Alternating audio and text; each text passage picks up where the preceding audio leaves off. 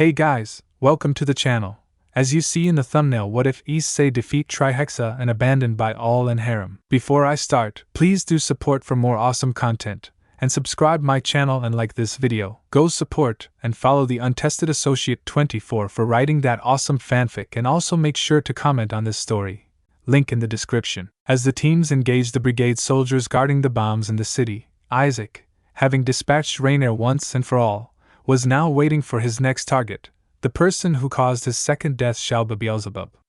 He had a feeling that he should back away from there, which he confirmed with Drake and Trihexa that Shelba had Samuel's venom with him in some capacity. Trihexa, Isaac, whoever is coming, they have Samuel's venom in some capacity. Isaac, I get it, Hexa, most likely it's Shelba. The lunatic wants revenge for killing him during the demonic beast riots. Drake, be careful, partner, can't lose you a third time. Isaac, will do. Drake. As Isaac stalked the halls, he smelled Shelba approaching closer and stood with caution waiting for him. Shelba, once I get that bastard dragon, I'll make him suffer for murdering me, and this arrow will help me. All of you fan out, search for our straggler. Several of Kang's dead Korean terrorist troops along with several of Barkawi's associates began searching for Isaac. As he saw them, Isaac saw that their eyes were hollow, which gave him an idea. Isaac, it seems like they are under the control of the Brigade, since they'd have no use for them but for cannon fodder only, meaning I'd have to kill them once again with your flames, Hexa. Trihexa, well, seems like my flames are in play here, let's burn them, partner. Isaac stealthily made his way around Shelba and his search party, and began picking them off one by one with his knives, silently killing them. As the undead soldiers of Barkawi and Kang fell one by one, Shelba began to notice a decrease in the soldiers, which frustrated him. He used his family's signature ability, King of Flies, to seek out Isaac, and did so. Shelba, there you are now. You can either come with me silently or you die here. Isaac, took you long enough, Shelba. I was starting to wonder when you'd find me. Shelba, human, you best listen and come with me unless you have a death wish. For I am Shelba Beelzebub, and I'll be your executioner. Isaac, you old Satan-s always have pride in your last names but don't have the power to prove your capability. Such as when I killed you at the riots. A simple low-class devil like me was able to put away a descendant of those Satans like you. Shelba's eyes widened as he soon realized who he was up against, which infuriated him. Shelba, security, I'll pay you back X times for what you did to me. Isaac, you will not. You'll fall here and you'll pay for attacking Tokyo. Isaac moved in and avoided Shelba's magic attacks as he landed several blows on the Beelzebub descendants, making him stagger.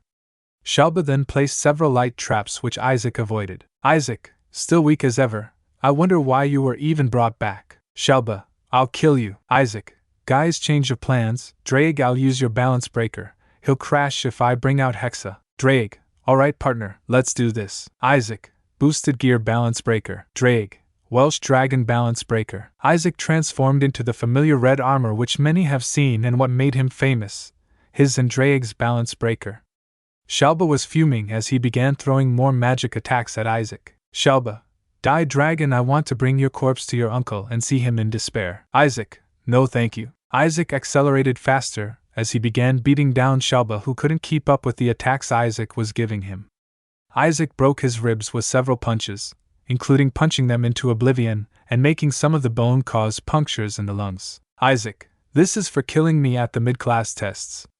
Durandal, Drake Blade. Isaac then whipped out Durandal and began mutilating Shelba, as he cut off his arms, from the wrists going up, making him scream in pain as the holy element of the sword burned him. Shelba tried standing up, but Isaac brought more pain to him. Isaac, dividing Wyvern Fairy. Several wyverns came from Isaac's armor and surrounded Shelba as they began dividing Shelba's power. Drake, divide. Isaac, Longinus Smasher. Isaac then blasted Shelba through several walls. Shelba also dropped the arrow which was laced with Samuel's venom. It landed in front of Isaac, which made him take a step back. Isaac, I see your plan. You wanted to reenact you killing me at the demonic beast riots. Too bad that won't happen. You know it would have been a waste of effort to use my full power and my other balance breaker against you, and it would have been pitiful. Shelba, other balance breaker, what are you blabbering about? Isaac, oh, I forgot you've been dead a while so you don't know. Well then, how about you introduce yourself, Trihexa? Shelba began quivering in fear as he had heard of the beast of the apocalypse before. As the apocalypse gear appeared on Isaac's right arm, his eyes turned a golden color with slitted pupils. Trihexa, Well, I greet you, Shelba Beelzebub. I am Trihexa, the dragon god of the apocalypse and the imperial beast. It's not nice to meet you. Shelba H. How? Isaac. Simple really, I fought Trihexa when your leader Rizavim released it to try and destroy the world. And I killed it, turns out. It was just like Red and Ophis, a dragon god, but it was cursed, turning it into the beast that we knew, until I broke the curse, and it's now my second sacred gear. I hold a mid-tier Longinus class sacred gear which holds my first partner, best friend, and brother Drake, and an ex-Longinus sacred gear in Trihexa, not known to anyone but the top of the US government, and the factions of the Red Dragon Accord and my lovers. Pretty amazing how things change, but one thing didn't change, Shelba, and what would that be? Isaac, you lying in defeat against me. Don't think of teleporting away. I disabled all teleportation between us, so I'll make you feel what I felt years ago. Isaac then looked at the arrow laced with Samuel's venom apathetically as Shelba sneered. Shelba, if you touch that arrow you die security, you can't use it against me. Isaac, you said I'll touch it. In the years you've been dead, I've evolved my magic. I can use some semblance of solar magic from my surrogate mother Amidarasu. Plus Gabriel and Michael were pushing that I learn holy magic, so I learned it. I couldn't disappoint my lover and brother-in-law now, couldn't I? Shelba was surprised that Isaac was in a relationship with Gabriel. Isaac, so I also learned wind magic. And this wind magic is what I'll use to ensure that you feel the same pain I felt. Isaac lifted the arrow using his wind magic and aimed it directly at Shelba's chest, which when it penetrated his chest, he began screaming in agony. Isaac, whilst the venom is instantly fatal to any dragon, it's still fatal to anyone it hurts as well, but it also causes immense pain, so you'll know how I felt that day, just it'll be longer for you. Enjoy. Just as Isaac was about to leave, he felt something coming for him and immediately dodged it and blew wind magic at the attacker, as he was standing on one leg whilst the other was in a perpendicular length, as his right arm blew the wind. His wind attack hit his assailant. Isaac, just as I get one member of an old Mao, another appears. Kateria Leviathan, you also want to die. Kateria, damn you dragon, you are meaningless to us. Isaac, I'll send you to damnation, and, Ingvild told me if I saw you to tell you this. Kateria, what does that half-breed niece want? Isaac, go yourself. Scene change KM from Imperial Palace. Alpha Team. Alpha Team had defused the bombs within their area, with Masahiko and Brandon doing major damage to the stray devils and rogue fallen angels, as Brandon burnt the strays to death whilst Masahiko using Yujitsu poisoned the rogue fallen angels till they suffocated to death. Kates, how far are we from the palace? Matsuda, the best guess is clicks, give or take. What's that above it though? Brandon, those are Nilar magicians, they are led by Euclid Lucifuge, but we can't focus on that.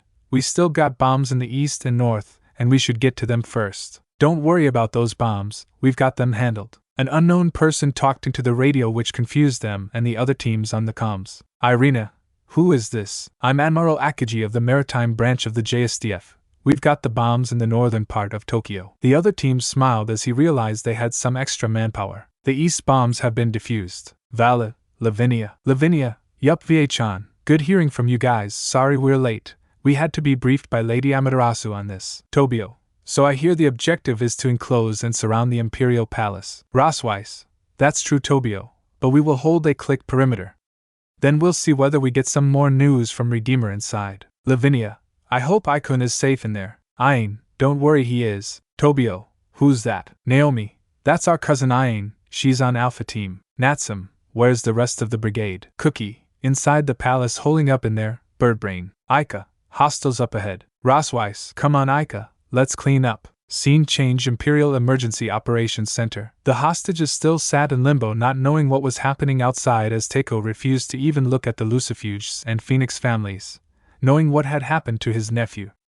Hachiro saw that his first minister was battling his own emotions considering what they had found out. He decided to whisper to him. Hachiro, Teiko, I know you are upset, but now isn't the time for grudges. Teiko, Your Majesty, with all due respect, you wouldn't understand. I just found out that my nephew was through hell for over a year in high school, from being murdered in cold blood, to essentially doing the heavy lifting for those bastard factions. Then when they were done using him, they threw him away like he was nothing, and now he's nowhere to be found. They should have stopped it before it began. Hachiro stayed silent for a moment before speaking again. Hachiro, I get it. Considering I've found out I've got a pseudo-relation to him since he's my aunt's gift to your younger sister, she'd consider him her son as well. But we have to keep cool heads here, we're all in the same situation. For now let's keep calm and hope for rescue. Meanwhile Euclid was wondering what was happening with Shelba and Kateria. Euclid, rise of Sama, there has been no communication from Kateria or Shelba. Should we consider them as lost and revive them? Rise of him. No, not yet, but let's have one of our returnees see if they can identify our straggler. Mr. Kong, mind if you come here? Kong. Of course, rise of Sama. Kong Yonsak. Trumbull was stunned to hear that Kong had been revived. Takeo asked Trumbull what was wrong. Takeo. Trumbull, what's going on? Why are you so pale? Trumbull. Because they revived Kong Yongsak. He's the one that led the attack on the White House in. Mike is the one that killed him whilst rescuing President Asher as Isaac helped treat him. Takeo. I see. Rise of him. Mr. Kong, we have a straggler in the palace that we can't seem to identify. I hope you can assist us in identifying him. Walburga, may you show him the footage? Walburga. Of course, rise of him Sama. Walburga pulled up a video recording with Isaac as she rewinded it before stopping it where Isaac's face was most clear. Khan got angry at seeing his face once again, but he also had fear in his eyes. Something the brigade leaders noticed. Kokabeel, so you know him. Khan. Yes, Lord Kokabeel. That's Isaac Banning, former U.S. Army Delta Force soldier, rank, Major, has the highest kills of a single soldier. Is the first and to date only soldier to have a flee-on-site order from several other armed groups. Led an entire city evacuation, killed an entire platoon of Taliban insurgents with a knife alone. Euclid, he's a strong one. Rise of him Sama, should we consider sending more people up there to handle Banning? Rise of him, I see it as a good option. Barkawi, Jennings, head up there and get me his head.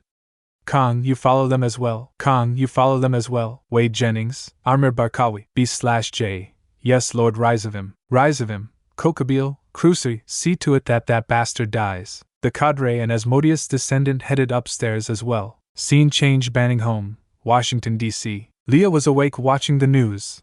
Lilith and Lynn were still asleep. She also noticed a heightened presence around her home as well, knowing it was either Mike or Clegg. As she watched the TV and quietly hoped her son and daughter were okay, a call came in. Plus, call incoming. Leah Banning home. This is Leah Banning. Isaac, hi Mom, it's me. Leah. Isaac, how are you? Where's your sister? Are you okay? Isaac, yeah, I'm fine, Mom. Naomi is probably with a team trying to defuse the bombs in the city. Leah, what about you? Isaac, inside Ground Zero. Leah, oh no, please be careful. Were you fighting someone right now? And you're breathing heavily. Isaac, yeah, Kateria Leviathan, Ingvild's power-hungry nut job of an ant. Leah, she didn't hurt you, did she? Isaac, nope, it was one-sided. Flashback. Isaac was staring down at Kateria after he gave Shelba a taste of his own medicine after stabbing him with the arrow laced with Samuel's venom. Kateria, you'll pay for that security. Isaac, doubt. Let me show you what I've been up to. Drag balance break. Drag. Welsh Dragon Balance Breaker. Isaac transformed into the familiar balance breaker as Kateria went into a fighting stance, and then he decided to change the deck. Isaac, change mode. Drag. Welsh Pilot Lance Raider. Isaac's balance breaker armor changed from its familiar red to a mix of black, white, and red as Kateria looked on in astonishment and shock. Kateria, what is this? Isaac, one of the armors I created to replace my former Triana transformations. This one packs a real punch, so get ready. Leviathan. Jet. Isaac moved faster than Kateria could blink as he landed several punches at Kateria, punching her through several walls. She couldn't even put up any defensive stance or maneuver as he kept on punching her, making her vomit blood and striking her ribs, forcing all the wind out of her. Before stopping and punching her through the reception hall, Isaac stared at her with an emotionless look as his eyes were slitted. Kateria had a large amount of fear, which Isaac sensed. Isaac, for someone with so much pride in their heritage, you somehow end up pissing yourself in fear, like now. Damn woman, you gotta drink some water. Kateria, why you? Isaac, shut up. Isaac blew off her arms and legs with several boosted gunshots, as she screamed in pain whilst Isaac still had an apathetic and emotionless look in her eyes. Isaac, you know dying is a mercy for you. Ingvild wouldn't even miss you. She was my queen, now one of my lovers, and she told me if I were to ever find you, to torture you in the worst possible way, but I'll leave that to Ophis. Kateria, no. No, please don't send me to her. Isaac, it's what you deserve for treating her as a means to your own ends. Now enjoy the gap. I'll give you a barrier so that you won't die instantly.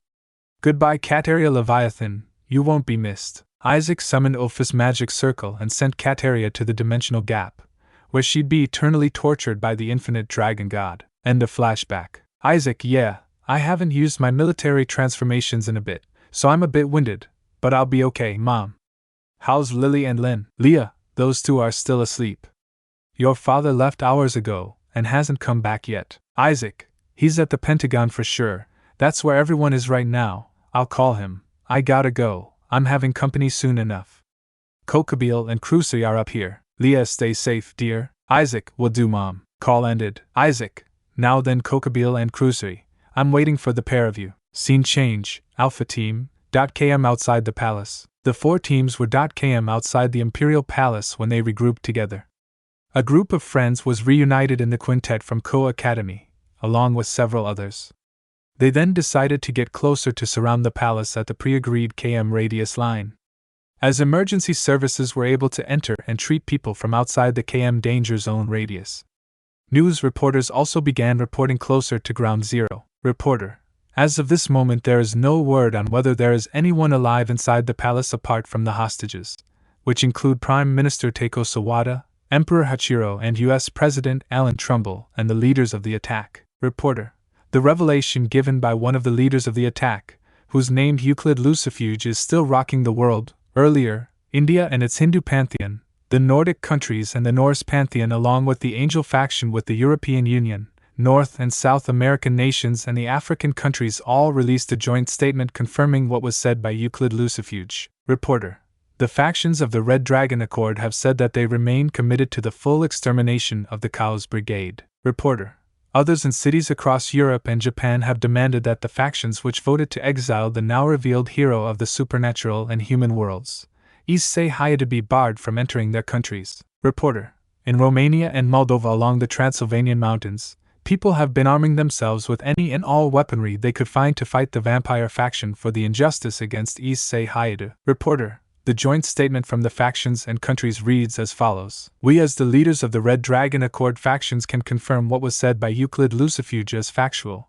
The nations of the Accord factions have been informed and every leader has been briefed. Despite the circumstances, we are committed to the complete eradication of the Chaos Brigade and ending its threat to the world. We can also confirm that the factions of the former faction alliance were barred years ago from entering any territory of a faction within the Red Dragon Accord due to the treachery that was committed against Issei, and that prohibition will continue to be upheld unless circumstances are dire. We, along with the leaders of the nations which our factions encompass, will protect the citizens of the people living there. Reporter: there was some extreme panic when the supernatural world was first exposed to all of us, but the factions of the Red Dragon Accord quickly acted by calming the people within their nations, even sending key figures of their mythologies, or should I say religions now since they aren't myths anymore. In India, several of their gods such as Brahma, Vishnu, Indra, Shiva went major Indian metropolitan areas to calm the populace. In Europe, Americas and Africa it was a joint effort between the Norse and Angel factions to do so, which ended up working as well. In Japan, the population is calm due to their messages being delivered by the J-Alert system, and it's expected that there will be an address by the Shinto goddess of the sun, Lady Amidarasu, soon, which will be broadcast all over the world as well. Reporter: the NATO Secretary General, Jens Stoltenberg, has released a statement regarding the current situation. Secretary Gen Jens Stoltenberg: in light of recent events, NATO acknowledges the sudden and unprecedented discovery of supernatural phenomena across several member states. These occurrences, ranging from unexplained entities to otherworldly manifestations, have been verified by independent scientific and governmental agencies. Our top priority remains the safety and security of our citizens. In response, NATO has initiated coordinated efforts to assess, understand, and respond to these supernatural developments. A dedicated task force, comprising experts in defense, science, and intelligence, has been assembled to investigate and establish protocols for managing these emerging challenges.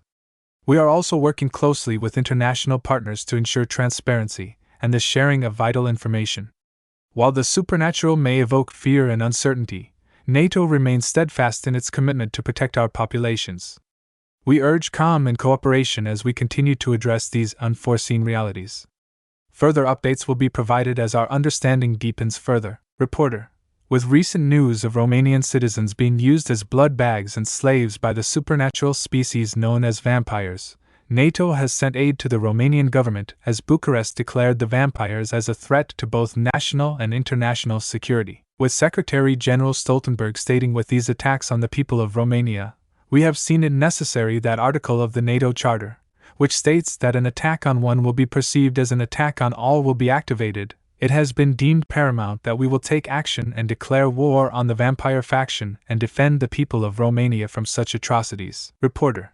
The UN Secretary-General Antonio Guterres has also released a statement on his and the organization's reaction to the Tokyo attack and revelation that the supernatural exists along with the current situation in Romania. Secretary-General Guterres, we as the United Nations are in shock by the attacks that have occurred in Tokyo today by the new terror organization, the Chaos Brigade, which have led to the Emperor of Japan, His Majesty, Hachiro, His Excellency, the Prime Minister Taiko Sawada and His Excellency, the President of the United States, Alan Trumbull. We also are shocked by the revelation of the fact that the supernatural exists, and its involvement in our world. As a result, we will work closely with our organizations, along with other regional and continental bodies along with cross-continental alliances to understand more about this. We also are concerned about the current situation in the Transylvanian mountains in which humans are being used as blood bags and slaves by the vampires in that area. Along with NATO and EU, we will be sending military assistance in the form of UN peacekeepers to the Romanian government to combat this current situation, and our prayers are with the people of Romania. Scene change. Lucifer Castle. Serzex was watching the television in anger. First, it was the Endi civil war which cost them more noble houses by exiling Issei, then it was the ban of their factions and severing of ties, then it was their exposure to the human world. He had underestimated the impact Issei's exile would bring, and he didn't expect that they'd be exposed by the Brigade. Serzex, Issei, I swear you will come back to my sister, and you will be her pawn again, for all our sakes. Scene change. Grigori. The cadres at the Grigori were watching with shame, knowing that it was a mistake to exile Issei. But they couldn't do anything about it anymore since the supernatural world had been exposed and the human world had gone to support the Red Dragon Accord. Azazel was feeling it the most as Vala's words came true, just like she had told him the day they decided to exile Issei. Scene change. Pentagon. The Pentagon was watching the news after Zach and Lewis released a joint statement with the other countries and RDA factions. Mike was talking with Leah as she told him and the rest of the Situation Room how Isaac had dealt with Shelba and Kateria. Clegg, Leah, is the security all right over there? Leah, yes, General Clegg, we've had one of the Seraphim come here as well. Gabriel came by and placed a barrier around the house which only seraphs or gods can get by unless it's someone of the household. Mike, that's good to hear. Reporter, ladies and gentlemen, an address from Her Excellency, Amidarasu, leader of the Shinto faction and current leader of Japan. Mike, I'll call you back. Lady Amidarasu is giving an address. Amidarasu, to all the people of Japan, more importantly, the people of the greater Tokyo metropolitan area, and to the people of the world, this is a day that will not be forgotten any time soon. We will say that the reason for keeping ourselves secret was that we didn't want to place you all in danger from supernatural conflicts. But today, a major line was crossed. The attack on our capital city, Tokyo, was the signaling of the reignition of a war that ended a decade ago. To all the people of Tokyo, remain in your homes. Any people that have been injured in the attack will be treated by first responders as they become more active. What we can say is that we've reached the vicinity of the Imperial Palace, hence emergency operations teams are able to assist and treat people who are injured. But then this next message is to the Chaos Brigade and Rise of M. Lucifer himself. You made a massive error in judgment by striking at the heart of our capital, and now you will see what Japanese metal is all about. You will regret attacking us, Rise of M. Lucifer, and should we find you, you will regret coming back to life. Lewis, Lady Amidarasu is angry, and rightfully so. Clegg, Mr. Vice President, Mr. Speaker, I think we may have to look at an internal deployment of the National Guard. Zach, yes, General Clegg, since the Brigade has blown the lid on everything, people will be scared. Activate our nuclear silos and place them on launch readiness, so when we are ready to strike back at them, we can do so with hellfire. Clegg, yes, sir. Monroe, the mobile command center in Tokyo is online and ready. They are making contact. Clegg, patch them through. Scene change. Mobile command center, KM outside Palace, H. A mobile command center had been formed by the Joint Task Force formed to take back Tokyo, and they had been patched through to the Pentagon as Brandon and Naomi were making contact. Brandon, Pentagon do you read? Clegg, we read you. Admiral Quincy, what's the latest from your current position? Brandon, we've reached our target perimeter, now we're watching the palace from our position and the Nilram magicians are still there, so we cannot make a frontal assault, not without losing lives in the process. Zack, that's understandable, Admiral. Stand by for any further information. What of Lord Susanoo and Lord Screamy? Naomi, they are currently communicating with Lady Amidarasu on the next steps on this. Colonel Sawada is with them. We've also heard of Princess Chio and Empress Megumi having landed in Kyoto and are being led by an armored escort to Lady Amidarasu's palace. As they were talking, Susanoo and Screamy entered the center to talk to the Pentagon. Susanoo, Vice President Mason, our teams have seen that there are also underground bombs as well, so those will also be detected and defused. It seems they are the ones with the real explosive power. So we'll be using the metro tunnels as well. Team /Dog and Team Lucifer are on the case with Lieutenant Colonel Nishimawa. Zack, it's all about a waiting game now. We may also have to activate NATO's article as well. Brendan, wait, for what reason? Clegg, we've found out that citizens of Romania living close to the Transylvanian mountains have been used as blood bags and slaves, so we'll be giving the Romanian government aid in dealing with it. Brendan, copy command. Scene change, Imperial Emergency Operations Center. Euclid, while Berga and Rizavim watched Amidarasu's speech and the Lucifer scoffed until Euclid started getting warnings on the status of the power of destruction bombs. Euclid, Rizavim-sama, we have a problem. Rizavim, what is it? Euclid, they found our subterranean bombs and they are being disabled as we speak. Rizavim, start detonating them. Euclid attempted to detonate the bombs remotely, but no explosion was felt. Euclid, they've all been disabled. Rizavim, that alliance. The leaders had a moment of relief along with the Phoenix and Lucifuge families, knowing that no large amount of people would die. Scene change, Imperial Palace throne room. At the throne room, Isaac came face to face with a cadre he was extremely familiar with along with a Mao descendant. Isaac, Kokabil, Crusoe. As he sees the cadre and as Modius descendant approach him, he has a feeling that it wouldn't be an easy fight for him. Kokabil had an amused look on his face as he'd been wanting to fight someone for a while now. Crusoe still had a prideful look on his face. Kokabil, so you must be the person who's been disrupting everything here and preventing us from taking full control of the palace. Isaac, yeah, I see you're still the same cocaine-loving elf you've been. Kokabil. Kokabil frowned at the insult. Isaac threw at him and was ready to square up. Isaac saw the cadre ready to fight and took up his position. Isaac, I thought you wouldn't work with the devils, but it seems like I was mistaken. It seems more like you're acting like his bodyguard than anything. Crusoe, you damned fool, you'll die where you stand. Isaac, really, 'cause I heard the same thing from Shelba and Kateria. And where are they now? Dead. You should tone down your arrogance, it doesn't help much except to guarantee that you'll lose. Crusoe, why you? Kokabil threw a light spear at Isaac, which he casually swatted away with no issue. Isaac, you'll have to do a lot better than that. Kokabil. Come on, where's that bravado of restarting the Great War that you had years ago? Or was it all shattered and ripped away like your wings when Valiana crashed the party and beat you down, finishing what we started along with ripping your wings before taking you away? Kokabil now had an angered face as he was reminded of the humiliating loss he suffered against the Gremry Peerage and Valet at Ko Academy, and as he looked closer at Isaac, he caught on to who he was. Kokabil, Seker Udi. Isaac, good to see that you still remember me, Kokabil, but unfortunately, I'm not going to prolong this, so I'll make it quick. Boosted gear. Drake boost. Isaac launched himself at Kokabil and he went on the immediate offensive. Kokabil went defensive, not expecting Isaac to immediately push an attacking front against him.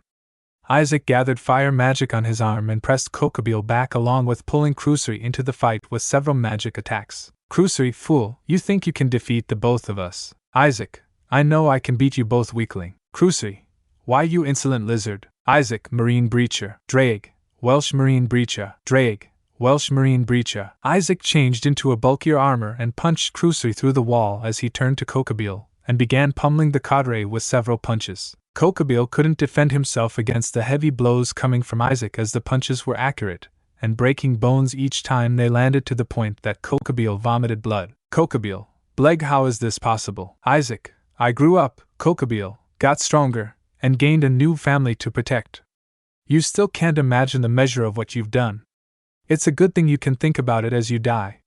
Ascalon, Drake Blade. Isaac took out Ascalon from the boosted gear and imbued it with the blazing inferno of scorching flames. Isaac, goodbye Kokabeel. Isaac decapitated Kokabeel, and his body turned into a flurry of feathers. When he used the blazing inferno of scorching flames combined with Ascalon, he got a double effect.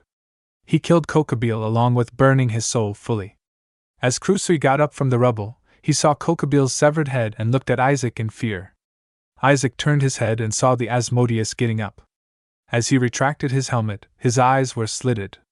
When he did, he changed mode. Isaac, Drake changed mode, Marksman Ranger, Drake, Welsh Marksman Ranger. His armor changed again as he formed several blasters with the armor and aimed them at Krusri. Isaac, now to you, Krusri, this is for attacking Tokyo. You'll also not come back, goodbye. Isaac shot out Krusri's limbs one by one as he screamed in pain as the bullets had holy magic imbued into them as well, making the pain 10 times worse for Krusri, especially since he was a devil. Isaac, now look at you, limbless and lying here dying. You should have never come back to life, but this time, I'll make sure that you don't. Isaac raised Ascalon above him, and he cut down Krusri, decapitating him as well along with the same result as Kokabeel, burning his soul, ensuring that he wouldn't come back via the Holy Grail. Isaac, 4 down, 3 to go. Drake, partner, you need to deal with the field of Nilem magicians beforehand you go for your uncle and the others. Trihexa, how about going into your raider assassin mode? It's fast and silent as well. Plus, it strikes a fear factor and any enemy who's ever seen it, Isaac, has not lived to tell the tale. Good suggestion, Drake, Hexa. Isaac looked out at the window, and the number of Nilem magicians surrounding the palace. He also saw beyond the barriers and noticed the US-Japanese task force, and he decided to call the Pentagon. Scene change, Pentagon. The Situation Room was still observing the news and what was happening, as they had no word from Isaac, only from their soldiers when a call came in. Call incoming. Zach, Isaac, are you alright there? Isaac, yes, I'm all good. I just got rid of Krusri and Kokabeel, meaning the only ones remaining are Rizavim, Euclid and Walburga. Khan is also dead and so are his cronies, Jennings and Barkawi.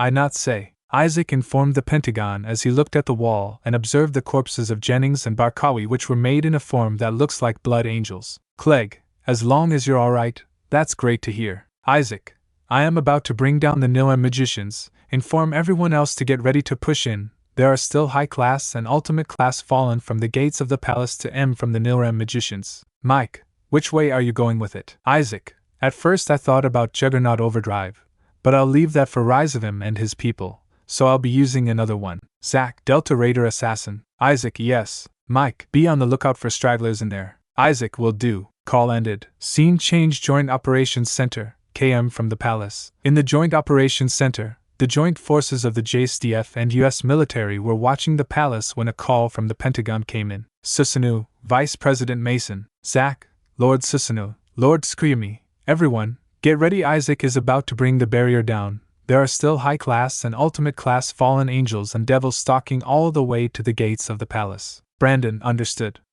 Take battle positions, we're pushing to the palace now. Naomi, here we go then. Ayn, yeah, it's time we take back our city. Scene change. Imperial Palace. Isaac, ready guys. Drake/Trihexa, ready. Isaac, Delta Raider Assassin. An armor made specifically for assassination missions formed with Isaac, as it also looked like he was wearing a hood to cover up. He went out the window and began ripping the Nilem magicians as they desperately tried to defend themselves but were no match for Isaac's overwhelming power. Many were decapitated, and others were burned till they were charred flesh. It was a massacre for the magicians and no one would be able to help them. Soon enough, the barriers came down as news reporters relayed the news across the world. Reporter, in a hurry, we were told to move back to a safer position. At first we didn't know why until this happened. The camera panned to the Imperial Palace where they saw the barriers around the precinct come down, and a white streak flew around. Reporter, the barriers around the palace began to crash down as the magicians holding it up were killed. For graphic reasons we will not show the live footage of what's happening at the palace right now. Indian reporter Sadface, there has been a massive breakthrough with the barriers being taken down, and the joint task force now advancing ahead. French reporter, the final advance to the palace has now begun. The units are rushing to the field led by the Shinto gods, Susanoo and Tsukuyami, along with several high-ranking officers from both the Japanese Self-Defense Force and US military. German reporter, This is the final approach to the palace, and this will be the drive that liberates Tokyo from the Cow's Brigade. Scene change. Imperial Emergency Operations Center. Isaac had reached the Imperial Operations Center, and standing in his way were the three people most responsible for the attack in Tokyo, and Isaac was ready to put them down for good. Rise of him, Era Issei-kun, you took your time. Isaac, rise of him, you'll pay for this. And just like I said, you'll leave this place in a body bag with my knife sticking through your head. Rise of him, we'll see about that. Kill him. Flashback minutes earlier. In the IOC, the three remaining central figures of the Cow's Brigade were watching the screen as Isaac was talking to them, or, more specifically, Rise of him, as he was still donning his Raider assassin armor. Isaac, hello there, Rise of him, long time no see. Rise of him, you must be Isaac Banning. You're our troublemaker who's been evading us. Tell me, what is your purpose here? Isaac, I should be asking you that, Lucifer. You just waltzed in and attacked Tokyo and didn't expect anyone to fight back. That ain't how things work here, buddy. Rise of him, you should know that you will die by my hand when I find you. Alan, more like you will die. Rise of him. Isaac, really, that's touching. It's too bad that only one of us will leave here in a body bag, and unfortunately, that won't be me. Your comrades are dead. Rise of him. Rise of him, you forget that we can revive them using the Grail. Isaac, be my guest then, revive one of them. Rise of him tried reviving Kokabeel, but it didn't work, and that made him scowl. Isaac, oh, I forgot, I burned most of their souls to extinction, meaning there's no coming back for any of them. Rise of him, tell me, who exactly are you? You are very familiar. Isaac, well, grandfather-in-law, I suppose I should relieve the suspense, or should I jog your memory? After all, you've been a corpse for a decade. Isaac retracted the armor and said one word. Boost. Drake boost. Rise of him's eyes widened, and so did Euclid and Walburga's as they realized who they were up against before Rise of him had a smirk on his face. Rise of him, Era Issei-kun, so you're the one foiling our plan. Teiko's eyes widened as Rise of him identified Isaac as Issei. Teiko, I see, why are you here? It's too dangerous, my nephew. Isaac, on point. Rise of him. There is something you should know. I'm coming for you, don't run, don't hide. Don't send any of your lackeys. I'll come to you and I'll be sure to stick a knife into your heads. Since Rise of him, the Red Dragon didn't die, he evolved. I'll see you soon. End of flashback. Isaac was now face to face with the three masterminds of the Tokyo attack as Euclid and Walburga stood in front, and Rise of him stood at the rear. Meanwhile, Alan, Teiko, Hachiro, Gracia, Venelana, Milikas, Amanda, and Claire were still held in chains, with of the 8 held in magic nullifying cuffs. Rise of him. This is the end, Issei-kun. Kill him. Euclid, with pleasure. Rise of him sama. Walburga, of course. Rise of him sama. Walburga and Euclid launched forward intending to attack Isaac. As they went on the offensive, Isaac dropped his guns whilst on the way down to the operations center and intended to fight with his hand weapons and magic. Isaac, well then, bring it. Euclid missed with his first hit as Isaac landed a gut punch on him, flinging him back as Walburga launched several magic blasts, which Isaac was able to dodge with ease. Isaac then fired several fire blasts at Walburga, which she had to dodge at speed due to how fast they were coming at her. Euclid brought in his ice magic, as Isaac summoned the boosted gear and formed a fire shield to protect him from the ice. Several minimized dragon shots were launched, hurting the Lucifuge, as he summoned Ascalon. Isaac, Ascalon, Drake Blade. Scene change. KM outside Imperial Palace. The offensive advance had been working. With Vala's balance breaker enhanced by Ingvild's Sing, she was able to take out several high-class fallen angels in the air. Irina with her light spears took several devils down with one shot.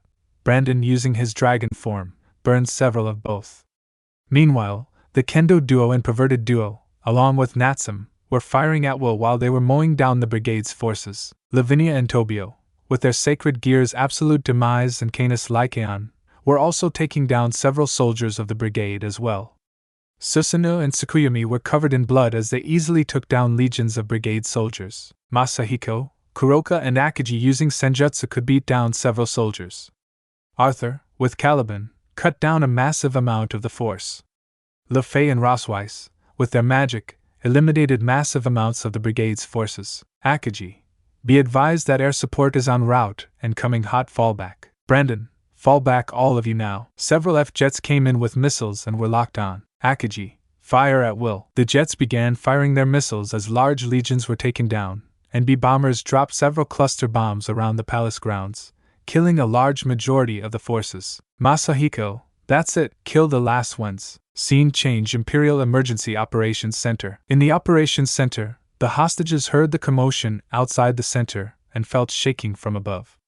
Takeo felt that he should ask the Phoenixes and Lucifuges about Isaac. Takeo, Phoenix and Lucifuges, please tell me something. Graia, yes, Prime Minister. Takeo, why didn't you prevent my nephew's exile at the time, since this all would have been prevented had he not been exiled? The devil families looked down before Venelana answered for them. Venelana, we didn't know about what Serzex and the council were planning until it was too late. Graia even went to go look for him in Ko, but found out that he'd been disowned by his parents, or she found out that much when she found them beaten down. At first, she thought it was him lashing out in anger until it was revealed that it was Kuroka who did so. Takeo, who is Kuroka? Amanda. She's a former SS-class stray devil who became Zenovia's bishop and a high-class devil in her own right. She was one of the 3 who stuck with Issei as his fiancé when the others threw him away. The others being Irina and Rosweiss. Takeo, I knew Irina would be there. Those 2 were extremely close, nearly inseparable. Graia, when I went to look for Issei at his house, I teleported straight into his room and I found it empty, which confused me, so I went downstairs to find Mickey and Gora there. So I asked them where was Issei, to which they without any remorse and venomously, and I quoted what they said, we disown that disgrace, he was a dumb pervert and useless to the family, and would only be a burden in the future. That got me upset, and they were already recovering from Kuroka's beatdown, so I froze them up to their necks and left. Hachiro, but wouldn't they have reported you? Graia, impossible, no one would believe them, plus it would only turn the tables on them as they'd be scorned for disowning Issei. Plus the only way they had contact with the other factions was through Issei. The others nodded, whilst Hachiro looked at Takeo, who also nodded, knowing his first minister was learning more about what happened with Isaac. Alan Takeo, months after he was exiled, Mike Banning and former President Asher, along with his detail, found him in a forest just outside Washington, D.C., hurt. They took him to the hospital and learned about the supernatural from him, including everything he's seen and been through, and that was relayed to us in the White House as well. So we resolved to keep things secret at the highest level. There was another reason why we had the state visit. This more or less regards the Shinto faction. Hachiro, how so? President Trumbull. Alan, we had the intention of being a signatory and member of the Red Dragon Accord, formed from Isaac's exile by the factions, which supported him. Hachiro, I see, Father had told me of the accord but didn't go into detail. I knew something had gone wrong, especially when Amidarasu told me how all deals with the Devil faction had been dissolved. Tokyo was under the governance of the Agars clan, so there was a bit more focus on watching for strays afterwards when those deals were ended. The only area that remained Devil territory within Japan was Ko Town. Venelana, Sona was summoned by Lady Amidarasu, and she was grilled heavily, and she had to give reasons as to why she should keep Ko. She managed to do it but was informed that she and her peerage were the only devils who could remain in Japan. Then she made the request to move her parents to Ko when the war started to keep them safe. Alan, what happened to them? Claire, they fell to a sleeping disease unique to devils, which put them to sleep for an indefinite amount of time. Alan, I see, it's the one Ingvild had. Venelana, you know of Ingvild. Alan, yes, he made no secret of who stuck with him, and who didn't. To be honest, we were weary the first time we met her in Vala. It's not every day you meet descendants of devil kings. Venelana, I see. You should know that I saw Issei as a son, Graia, more of a little brother, to Milikas he was an older brother, and an inspiration to him. He was that endearing to us. Prime Minister Takeo Sawada, please allow me to apologize on behalf of my family for what Issei went through. If we had seen it earlier we would have been able to at least notify others and prevent it. The other mouse, Seraphal Leviathan, Sona's elder sister, Ajuka Beelzebub and Falbium Asmodeus all had his back, and they were also blindsided by that decision, and were furious about the decision, and it was the spark that started the Second Civil War. Takeo, I will acknowledge the apology, but accepting it and forgiveness is not up to me. It's up to Issei.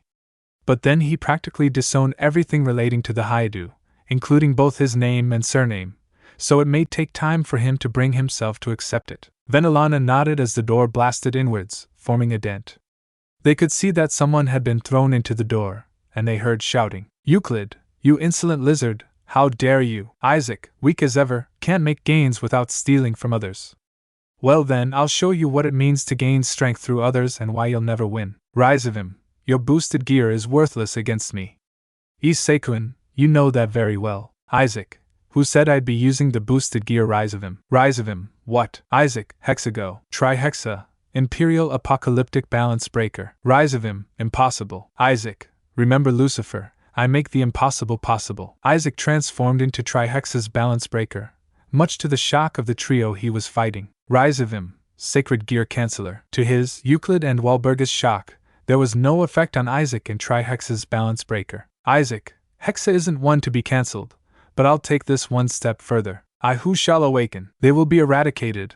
Only death awaits. I am the dragon god who upheld the principles of domination. This has always been true, always and forever. I am built from the order of infinity, and the chaos of illusions and dreams. Infinity, dreams and illusions in one, chaos and order together. I shall become the dragon god of domination. Domination shall prevail, and I shall drown you in the infinite depths of apocalyptic nightmares. Here it comes. The apocalypse has come. Balance Breaker Delta. A new armor formed when Isaac finished his chant, and this armor was a combination of both his Welsh dragon and imperial apocalyptic balance breakers, as the power he was exuding was enough to shake the entire greater Tokyo metropolitan area. Scene change. Precinct of Palace. The Brigade soldiers had been taken down, with most of them eradicated by the bombing run. As they waited for the signal to breach, the ground began shaking as the yokai in the area had wide eyes at the amount of power being released. Brandon Masahiko, what's the problem? Masahiko, this power, it's unbelievable. Kuroka, Isaac-chan's power is continually growing with each minute. Irina, you're saying it's Isaac releasing this amount of power? Masahiko, yes, it's him. My instincts are telling me to get away from here. Akagi, hold off on the breach, everyone. Scene change. Emergency Operations Center. Isaac was staring down Euclid, Rise of him, and Wahlberga as he moved faster than they could blink, and he began unleashing a beating like no other on them. Isaac, Durand al Ascalon, Draig/Trihexa, Blade. As he dually held both holy swords, he went ahead and dismembered Euclid's right arm in a slash meant for Rise of him, as the holy element added twice as much pain to him. Isaac, seems like you'll put yourself at harm for Rise of him. Let's see if he'll do the same for you. Isaac went for the killing blow on Euclid before Rise of him forcefully teleported him to his side, and he pulled Wahlberga to him as well. Rise of him, you win this time, Issei-kun. Next time, you won't be so lucky. Isaac, running like the coward you are, bitch. Rise of him glared at Isaac as he took Euclid and Wahlberga, and they teleported away from the Emergency Operations Center, as Isaac sneered at the cowardice from Rise of him. Isaac saw the doors to the center, and saw that there were still some assailants in there, ready to kill the hostages, so he boosted his power and took his knife. Isaac then breached the area, killing the remaining terrorists. He moved rapidly to a point where no one could see him. They could only see the bodies drop as he stabbed the last one through the head and dropped them. He spoke up. Isaac, President Trumbull, sorry for being late. I had a few issues to deal with and some old foes to settle scores with. Then Alana saw him and shed some tears as she missed how much he'd grown in almost 10 years. Graia also had tears in her eyes. Alan, Isaac, good seeing you, son. Isaac, hold on, I'll cut you loose. Isaac freed Alan, Hachiro, and then he came face to face with his uncle Teiko for the first time in years and freed him as well. Teiko, I see. Isaac, Uncle Teiko, I've missed you. Teiko, I miss you too, my nephew, dearly so. Isaac helped Teiko up as he hugged him tightly, having a few tears in his eyes. Teiko, you've grown up well, Secret Service said. Isaac, yeah, it's not that much. Hachiro freed the phoenixes and lucifuges whilst Teiko and Isaac shared their tender moment. Hachiro, it's nice meeting you. Isaac Banning, I'm Hachiro, Emperor of Japan. Isaac gave a respectful bow to the Emperor, as he gave a warm smile. Isaac, it's nice to meet you, Your Majesty. Hachiro, just call me Hachiro, though it's the first time we met. I've heard much about you, cousin. Isaac, yeah, hopefully, it's been all good and none bad. Hachiro and Isaac shook hands as they both had smiles on their faces, and the whole ordeal was over.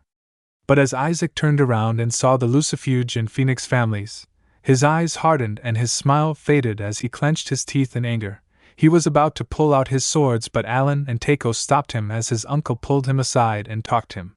The Lucifuges and Phoenixes looked down at the floor in sadness, as they knew he was still carrying a lot of anger and resentment. Teiko, I know you're angry about seeing them. but you should give them a chance. Isaac, why they stood by and watched as I was exiled, not to mention it was members of their families who hurt me. Serzex, I saw him as an older brother, he voted to exile me. His younger sister Rias was the woman I loved, she hurt me, and she ripped the pieces from me that was ND to the pain I felt when I was killed by Shelba using Samuel's venom.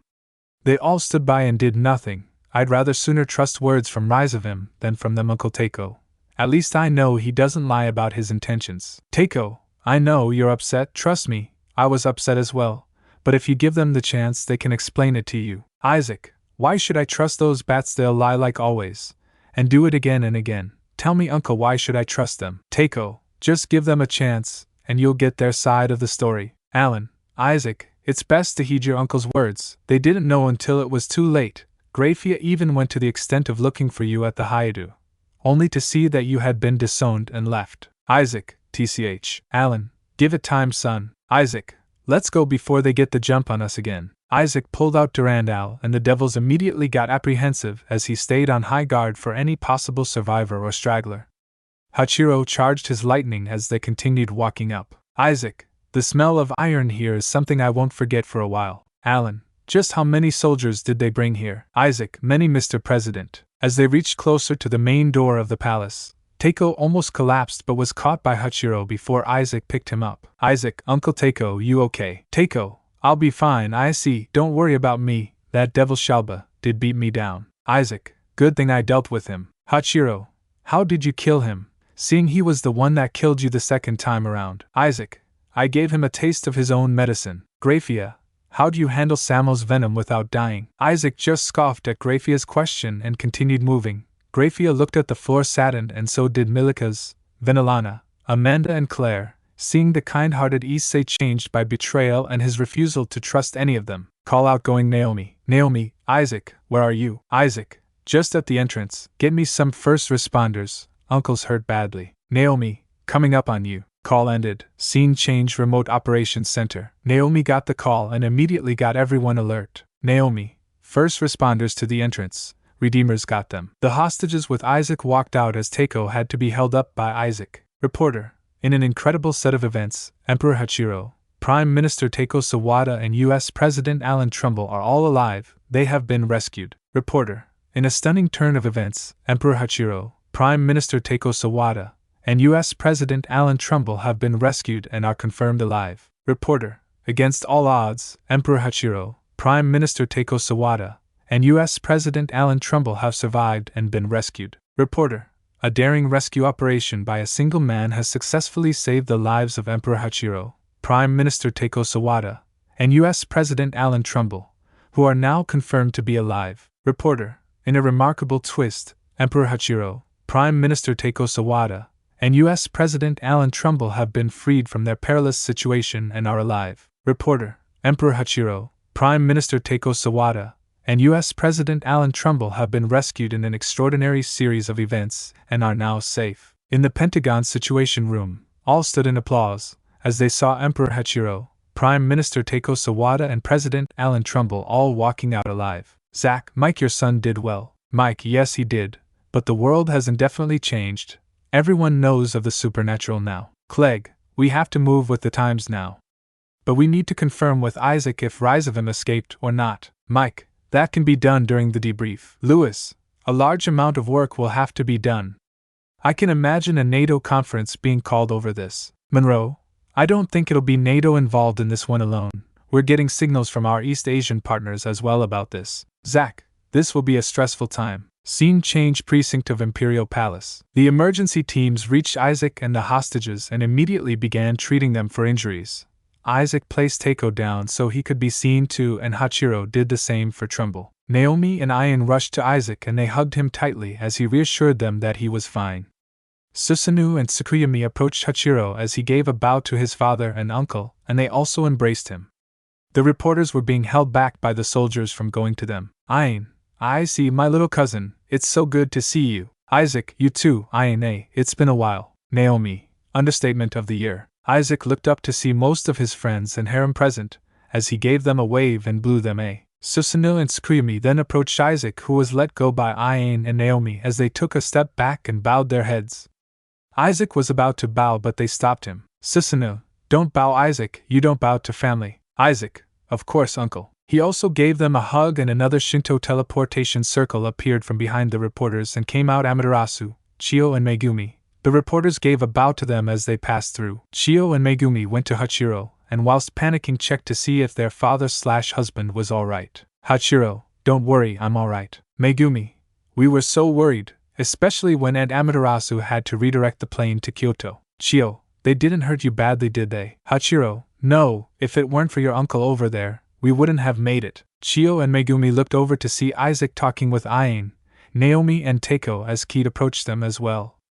Trumbull was approached by Brandon and Masahiko as they saluted him. Trumbull, at ease, gentlemen. Brandon, are you alright, sir? Trumbull, I'm shaken up, but I'll be alright. Amidarasu, Isaac, Ka-san. Amidarasu, I'm glad you made it out safely, with the hostages. Isaac, it was difficult, but I managed to get it done. Amidarasu, everything has now changed. The whole world knows about the supernatural. Isaac, first, it needs to be addressed by the Accord, then we see what we do from there.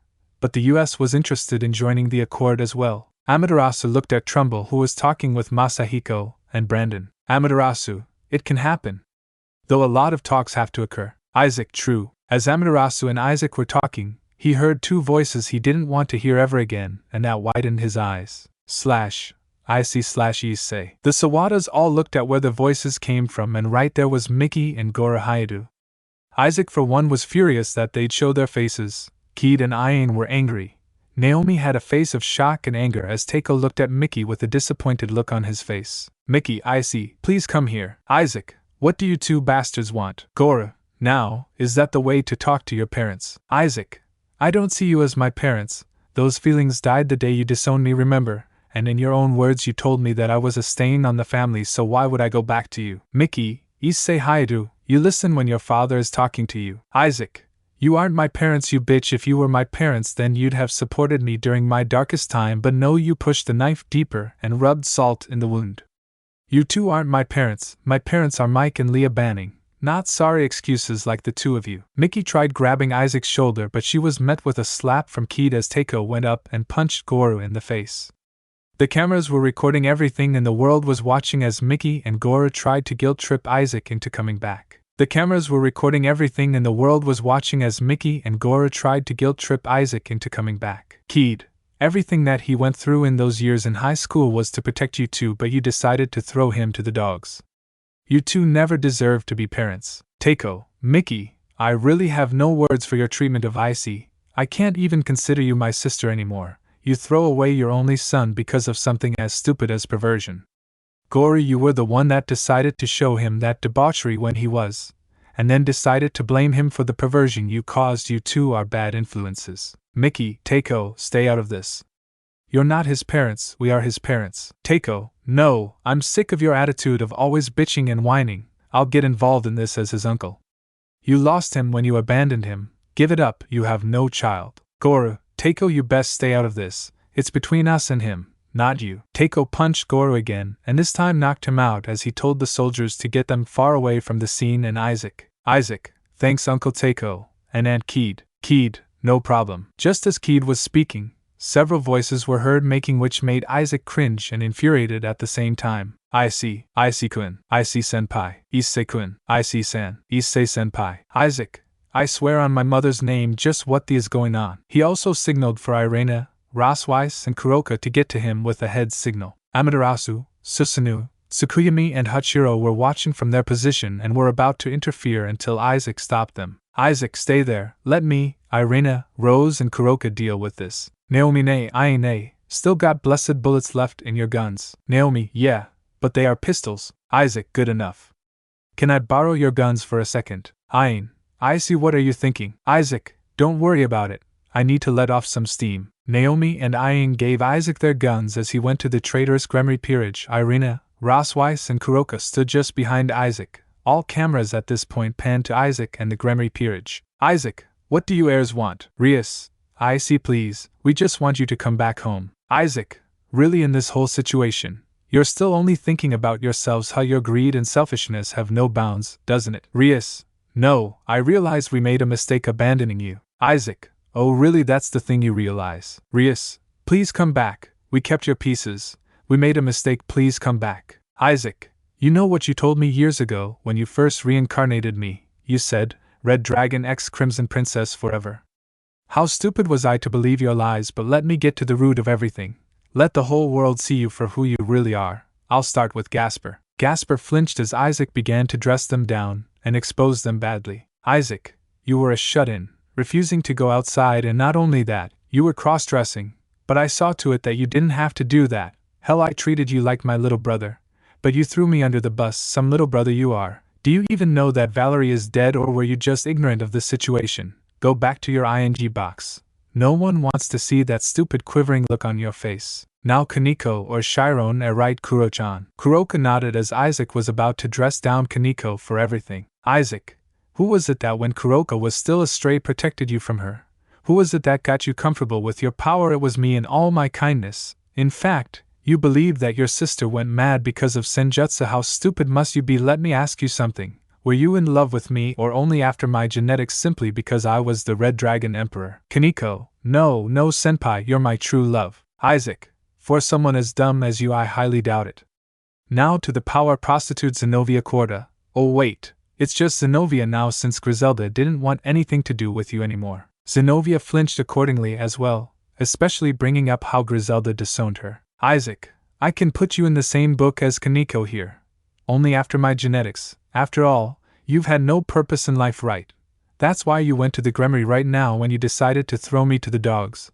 That was the day Durandal stopped being your blade, wasn't it? Turns out it found a new wielder. Isaac then pulled out Durandal, much to her and the peerage's shock as Rias butted in. Rias, I see you have to give back Durandal to Zenobia. That's an order from your king. Bam! Isaac fired a stray bullet at Ria's feet, which made her jump as he looked at her with slitted eyes which turned a solar gold. Isaac, shut the up, you red-headed cunt, I'll get to you. Rias flinched in her own right as well. Isaac, now to the wannabe knight, Yudo Kiba. Kiba, Issei, please. Isaac, shut it, I'm talking here. Unless you want me to end it now and put a bullet through your head, which I'm quite tempted to do right now. I was the one who helped you get your closure from the Holy Sword Project. I prevented you from becoming a stray. I stood to benefit nothing, but I did so since I considered you my best friend and brother in everything but blood. But what do you decide to do when all is said and done? Like the rest of them, decide to throw me to the wolves, ain't that right? Yuto, your friends who died there would be ashamed of what you become. It would have been better if you also died in that project as well. Kiba, you don't speak about them like that. Kiba drew his sword and tried attacking Isaac, who moved faster and shot his legs with the gun, which still had blessed bullets as it burned him badly. He then crushed his hands as Kiba screamed in pain. He then shot him in the thighs as well. Isaac then turned his attention to Asia, who looked at him with fear in her eyes. Isaac, go on, Asia, heal him with your gear. Oh wait, you can't, you don't have it anymore. Seems fitting for a witch like you. The only thing missing was you being burned at the stake. You were the one I gave up my whole future for after the drive. I had only years of life left, and I went mad all for the sake of getting revenge for you. I took several light spears for you, all for rescuing you. I was the one who begged that red-headed cunt to reincarnate you. I was the person who protected you like how an older sibling would do for a younger one. I should have left you to Rainier, you'd have served a better purpose. Speaking of her, you know she was here as well. Too bad I killed her. I would have loved to see the look on your face when you met her again. Asia began crying at that. Meanwhile, the whole world was watching the dress down Isaac was giving to the Gremry peerage. Serzex watched it with anger. Others with sadness, many with anger towards the Gremry peerage for throwing away a diamond like Isaac. Serzex, you ungrateful bastard. Now to the fallen Horakino Himejima. I most sincerely regret giving you the confidence to use that fallen side of yours. You told me that you hated that fallen side of yours and you hated your wings, more especially after what Rainier did to me. But I reassured you that just simply because of one fallen, I wouldn't hate others such as you. I was the one who got you to reconcile with your father. Looking back, that was a mistake. Those Himejima clansmen should have killed you all those years ago. Too bad they missed the mark. I'll probably call up Sud to try again. No one will care about you, will it, whore? Aquino looked at Isaac with angry tears as he charged her lightning, but one glare from the Secret Service agent with his eyes slitted with his aura exuding was enough to deter her from attacking, not to mention the glare coming from Irina, Rossweiss, and Kuroka. Isaac, Now let's get to the main problem of this dysfunctional family, Rias mothering Gremory herself. Remember all the times I put my life on the line for you, how I took a bite from Fenrir which nearly killed me, how I nearly died to get you free from the engagement with Riser, who was it that prevented Kokobeel from killing you, and a whole lot more. I acted more like the king of this peerage than you ever did. I fixed all their traumas, but when I was suffering, and all you wanted was for me to say your stupid name and I suffered in silence, you admonished and berated me as well, as if my actions weren't proof of my love. I even heard that your father was killed by the Brigade. May the poor bastard's soul rest in peace. Rias, I am sorry Issei, I'm sorry. Isaac, Issei died the day he was betrayed by his family, and was left out in the cold to rot. You best leave my sight before I have my mother act. If I let her act, it won't be pretty for any of you. A Lucifer circle appeared and out came Serzex, which angered Amidarasu, Susanoo, Tsukuyomi and Hachiro, knowing what the Shinto queen told him earlier. Serzex, Issei Hayato, I order you to return to my sister's peerage. That's an order from your devil king. Isaac, oh shut your bitch ass up, you don't own me. Serzex, how dare you? I'm a Satan, the Satan Lucifer. Isaac, you're a fake, someone who got the title. I respected you, and I came to think of you as an older brother. Now you're just a nuisance which must be dealt with. How a person like you attains so much power is unknown, but I'll make sure you learn your place. This ain't the underworld, this is Japan, land of the rising sun, my home country, and I'll make sure that you know that. Isaac formed a barrier as people stood back. Irina, Kuroka and Rossweiss were glaring at the Gremory peerage. Vala and Ingvild soon came to their side as she held an equal glare at them as well. Amidarasu, Susanoo and Hachiro formed a barrier to protect the people around, and so did Masahiko, Akiji and Brandon. Venelana, is he serious? Graia, he is, he doesn't know how badly he'll lose. We may have not seen him in almost years, but he is not the same person, even if he hates us, which I can't blame him for. We should have acted sooner. In the barrier, Serzex went into his true form and took a stance. Serzex, I'll show you your place, Issei, and you will come back to my sister's peerage. Isaac, in your ing dreams, Gremory. Serzex, it's Lucifer, you fool. Isaac, nah, the only Lucifers I know are Valiana and Rizavim, and you're more towards Rizavim. I'll show you how much I've grown, you perverted Siskan, and why you shouldn't underestimate a heavenly dragon or a dragon god. Isaac went straight for the attack as he'd expected. Serzex aura burned him, which made him laugh. Until his hand regenerated. Serzex, you can't touch me, Issei. With my aura you can't. Isaac, you're really delusional. Holy beats demonic, and divine beats holy. Combine the two and I've got you beaten. Isaac began raising his aura by a large amount as his eyes turned golden and the temperature rose by many degrees. Serzex looked on in shock. Susanoo, Hachiro and Tsukuyomi also looked shocked at Amidarasu, who had a smirk as she realized what Isaac was doing. Amidarasu, he's drawing a solar aura. Hachiro, Olbasan, how so? Amidarasu, I trained him, giving him remote pointers whilst he was in the United States. When the aura engulfed Isaac, he went ahead and started punching Serzex into oblivion, using several styles of martial arts from Taekwondo to Judo to Karate and Muay Thai. He outclassed Serzex badly as he began to break bones as Serzex began crying out in pain.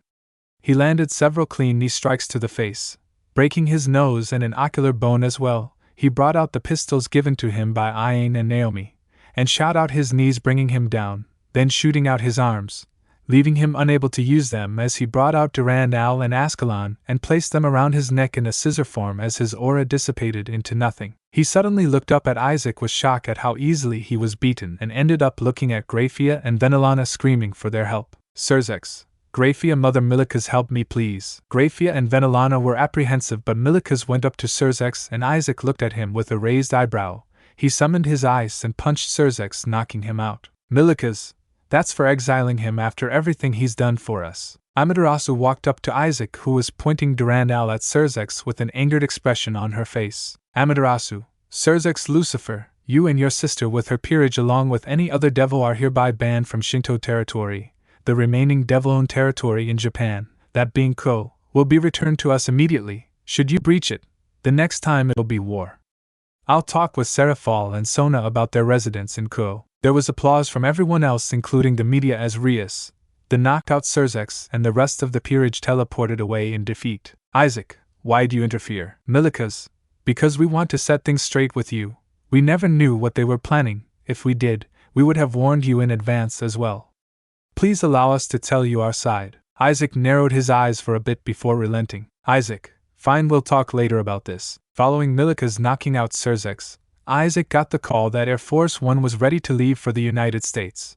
But with him being the only Secret Service agent remaining, that would cause a big problem for him considering he just cleared out the Imperial Palace of terrorists. Isaac, Mr. President, Air Force One is ready to take us back stateside, but I am the only Secret Service agent present and alive. That will cause trouble for us. Alan, that's a major issue, son. Brandon, Masahiko, Naomi, you two should act as President Trumbull's makeshift Secret Service detail until you get stateside. Masahiko, are you sure about this? Brandon, don't worry, I can handle everything else here until you get back. Naomi, problem, what of the Lucifuge and Phoenixes? Isaac, they can find their way. They are devil nobles, after all. Masahiko, Brandon, Alan and Naomi looked at Isaac. He still held the grudge, and Naomi was the most saddened by it. She also held a grudge, but not as badly as he did. She saw that from Milika's words, they wanted to make amends with him. Alan, how if they come with us on Air Force One? Isaac looked at Trumbull as if he were crazy. Isaac, sir, I'm sorry, but I cannot allow that.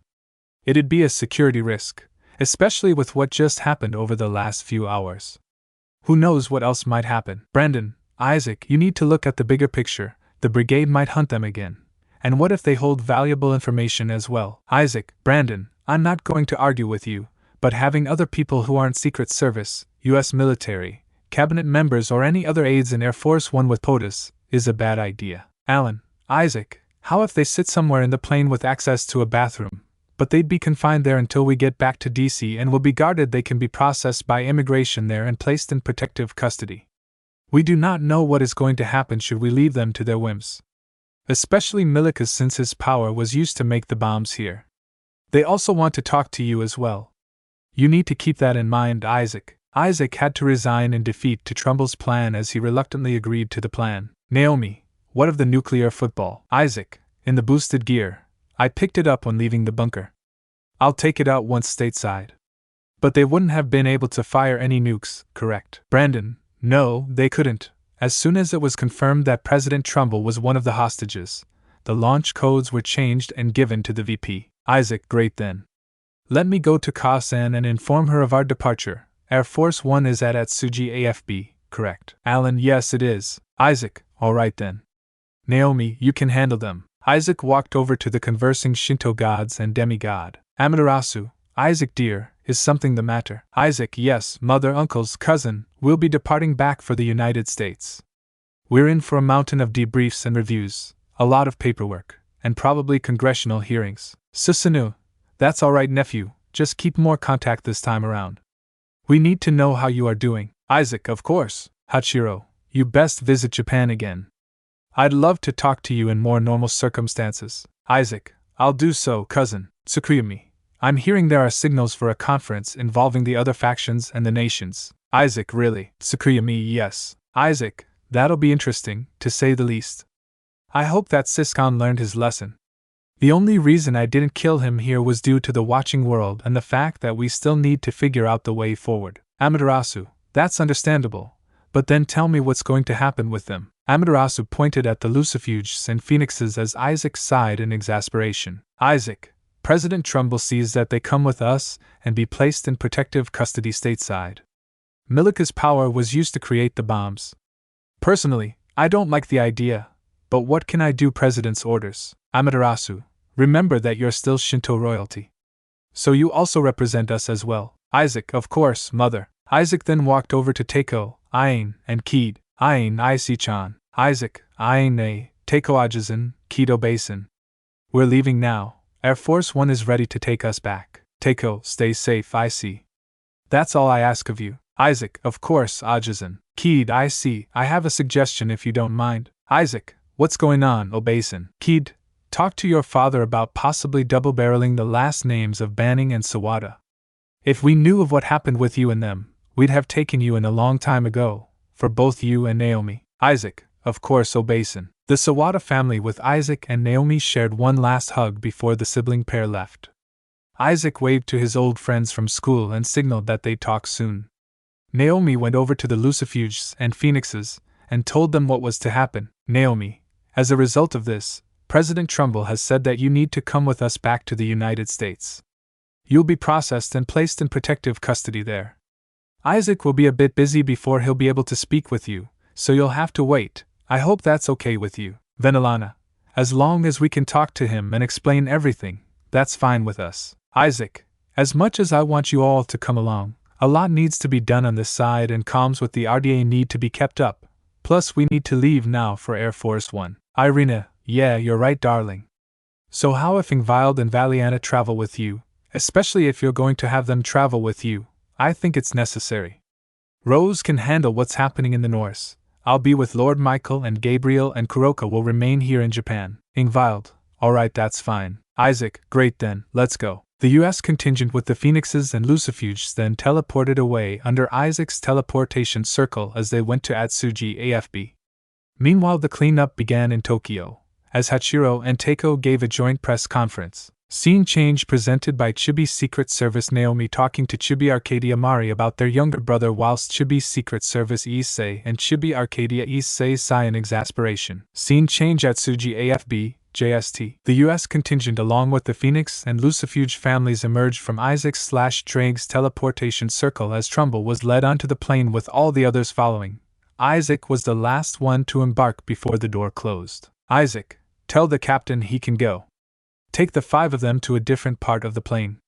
Vala and Ingvild will watch them. The Lucifuges and Phoenixes were led to a separate part of the plane where they'd be guarded by Vala and Ingvild. Trumbull was placed in his office where he could try to rest as they flew home. Naomi was on radio with the tower at Atsugi. ATC, Colonel Banning, please note that you'll be having an escort from several F-fighter jets. Good luck on your trip home. Naomi, thank you, Air Control. Masahiko, we've got an escort from the FS. Masahiko, that's good news. President Trumbull is with your brother. Meanwhile, the Phoenixes and Lucifuges are confined to another part of the plane with Vala and Ingvild watching them. Naomi, let's go to him. Scene change Trumbull's office, Air Force One. Trumbull was seated and still absorbing everything that had happened in Tokyo as he was talking to Isaac. Alan, most of the people rise of him revived, you've taken them out. Isaac, yes, including majority of the old Mao. They aren't coming back since Drake's flames burned to the soul as well. Naomi and Masahiko entered the office as they were talking as Trumbull told them to sit down. Naomi, sir, Air Traffic Control has told us that we'll be having an escort of FS, so we'll be well protected in the air. Trumbull, that's good news. Isaac, you may continue with what you were saying. Isaac, we still have the issue of Rise of him having the Grail. As long as he has it, there'll be trouble no matter what since he can revive almost anyone. Masahiko, and that'll pose a challenge. It can be long dead evil dragons, devils, anyone. Trumbull, I get it. Let's save our strength for what we'll face back home. Naomi, yeah, we'll be there by evening hours. Isaac can brief the brass on the potential threat we might face. Sir, you'll have to start at Walter Reed, though Irina healed you, can never be too careful. Alan, yes, that's true. I've also had something else in mind after this. It's something I've been mulling since before the trip. Isaac, what is it, sir? Alan, due to this, I'd want Zach and Lewis to take the reins. As soon as I'm cleared, I'll be stepping down as President of the United States. The trio looked shocked at Trumbull's decision as Isaac continued asking. Isaac, when did you decide this, sir? Alan, before the trip, I wanted to get the United States in the Accord before this. But since the attack occurred and Lady Amidarasu to talk to the Accord about our admission into it. Naomi, we understand, sir. Scene change brought by Chibi Mike and Chibi's Secret Service Issei torturing Secret Service Serzex with several knives. Scene change middle of Air Force One. Venelana, Graia, Claire and Amanda were seated in a different section of Air Force One as they were being watched by Vala and Ingvild. Milikas was asleep with his head lying on his mother's shoulder considering he was beaten badly by Euclid at the start of the attack. Graia, Lady Lucifer, Lady Leviathan, how has he been? Vala, he's been fine. Apart from the whole betrayal to which he's refused to trust anyone else outside of his closest family and friends. Venelana, I see. Ingvild, I should warn you, he was vehemently against you being in the plane, until President Trumbull suggested that you be in a separate area. He was also against this idea. Claire, he's really grown to hate any and all others associated with the factions, has he? Ingvild, yes he has. His trust is extremely fragile. It took his parents a while before he trusted them. But he warmed up to them, and they became extremely close. But then tell me, how is it you didn't prevent his exile, Amanda? Like how Lady Venelana told President Trumbull, Prime Minister Sawada and Emperor Hachiro, we never saw it coming. If we did, we'd have told him in advance so he could prepare himself. But it was kept secret from us. And we only found out as did Lady Sarah Fall, Lord Ajuka and Lord Falbium did along with everyone else. Valley, that may not be enough for him, since in his mind, it's rooted that you supported your daughter's actions. Betrayal is something dragons take extremely seriously. If it's serious enough, it can kill as well. The quartet looked shocked at what Vala said, as Albion chimed in with his own thoughts. Albion, Vala is right. There's a disease that affects dragons, called the Curse of the Fallen Dragon, or Dragon's Fall. It takes hold when a dragon is betrayed, especially by its mates. With Isaac being betrayed by of his mates, that should have made the pain unbearable. But the fact that Valley, Ingvild and Gabriel's confession beforehand and the fact that Kuroka, Rossweiss and Irina stuck with him minimized the impact of the disease severely. But it still weakened him. Had he been not found by former President Asher and his now father, he would have been dead within 2 years as the disease would have taken a slow progression. The others had a look of horror as they saw the full extent of what their daughters had done to Isaac, and they could have almost killed him as well. As Graia looked down with a few tears dropping from her face, Graia, thank you for sticking with him during that time when we couldn't. PA system, Captain, attention, we are entering North American airspace as we fly over Barrow, Alaska. We will be escorted by several F-Raptors. We expect to arrive at Joint Air Base Andrews within the next 4 to 5 hours. Ingvild. And we're 5 hours away from home. Valley. Yeah, I just know that Leah will be clamoring to see Isaac and Naomi again. Ingvild. Yeah, they are her children after all. Graia. That's the name of their mother. Valley. Yes, I wish I could say more, but that's up to him. Graia. I see. Scene change. Hours later, Joint Base Andrews, Prince George County. Air Force One was making its final approach to Joint Base Andrews as the F-Raptors broke off formation from the presidential Boeing jet as it landed on the tarmac of the air base's runway. As it ground to a halt, many Secret Service agents rushed to the jet as Trumbull was about to disembark. Naomi went to the Phoenixes and Lucifuges to inform them of what was about to happen. Valley. Naomi, we're here. I can see that there's a massive number of Secret Service agents. So what will happen from here? Naomi, here's where it gets complicated. They will be taken into custody from which they'll be processed before they can get a residence here. Remember, Isaac had informed the government of every property the Gremry enterprise held, and they were investigated and found to be evading taxes along with several other crimes.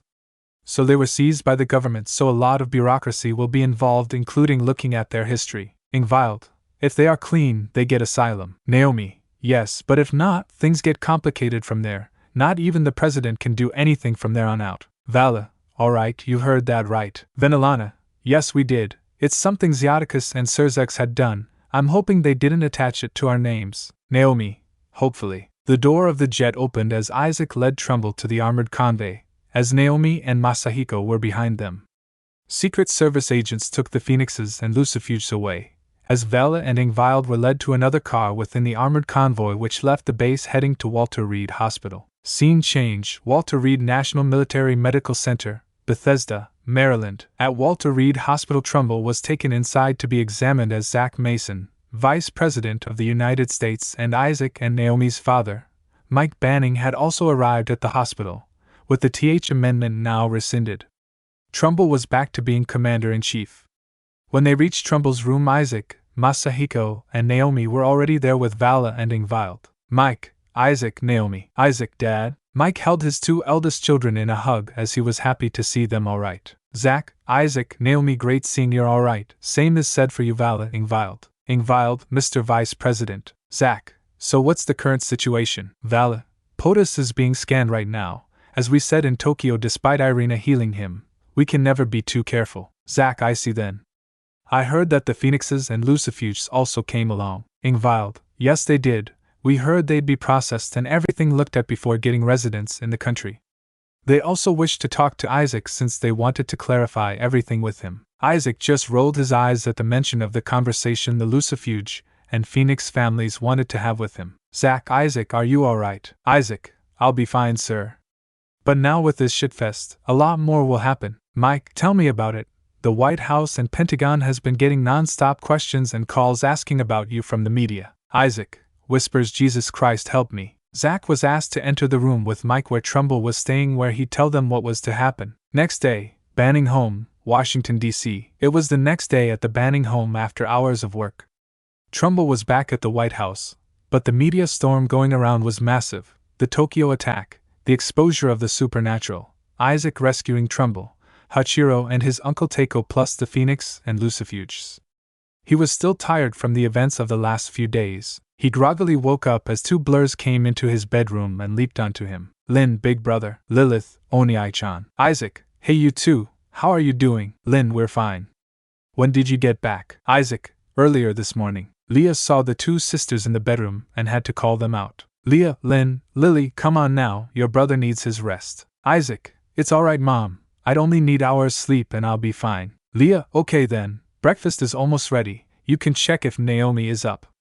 But then seriously, are you alright? Isaac, yeah I'm fine mom, that was just another day in the office for me as the Red Dragon Emperor. Didn't think it would happen after years though. Leah, See you at the table then. Come on you two. Isaac, okay mom. Lilith and Lin left the bedroom as Isaac lied back down on the bed thinking of what's going to happen soon. Drake, morning partner. Isaac, morning Drake. Drake, I can see you have some deep thoughts, huh? Isaac, yeah, President Trumbull's resigning from office today and Zach's going to take over. This will be an important time. But there are still something which are just getting over my head. Drake, you mean that redhead and her squad of traitors? Isaac, yeah, they'd only show up now, when they need a tool to use. Too bad I won't bend to their whims anymore. I ain't a slave to no one. Drake, that's true partner.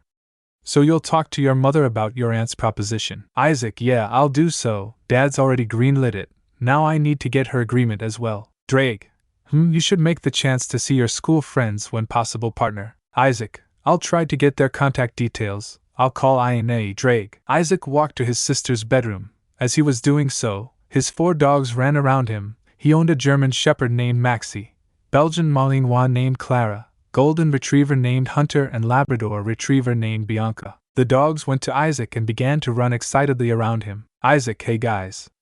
How are you? All 4 dogs barked excitedly as he petted them. Isaac, I want to go out and run with you guys, but I've got a lot of work, maybe next time. For now let's go and wake up Naomi. The dogs followed him, as he knocked on Naomi's bedroom before entering as the dogs ran and barking as they jumped on the bed waking her up and they licked her face. Naomi, ugh hi Maxie, Clara, Hunter, Bianca, come on. The 4 dogs just barked at her, as she looked up and saw her little brother. Naomi, hey Zach. Isaac, morning sis.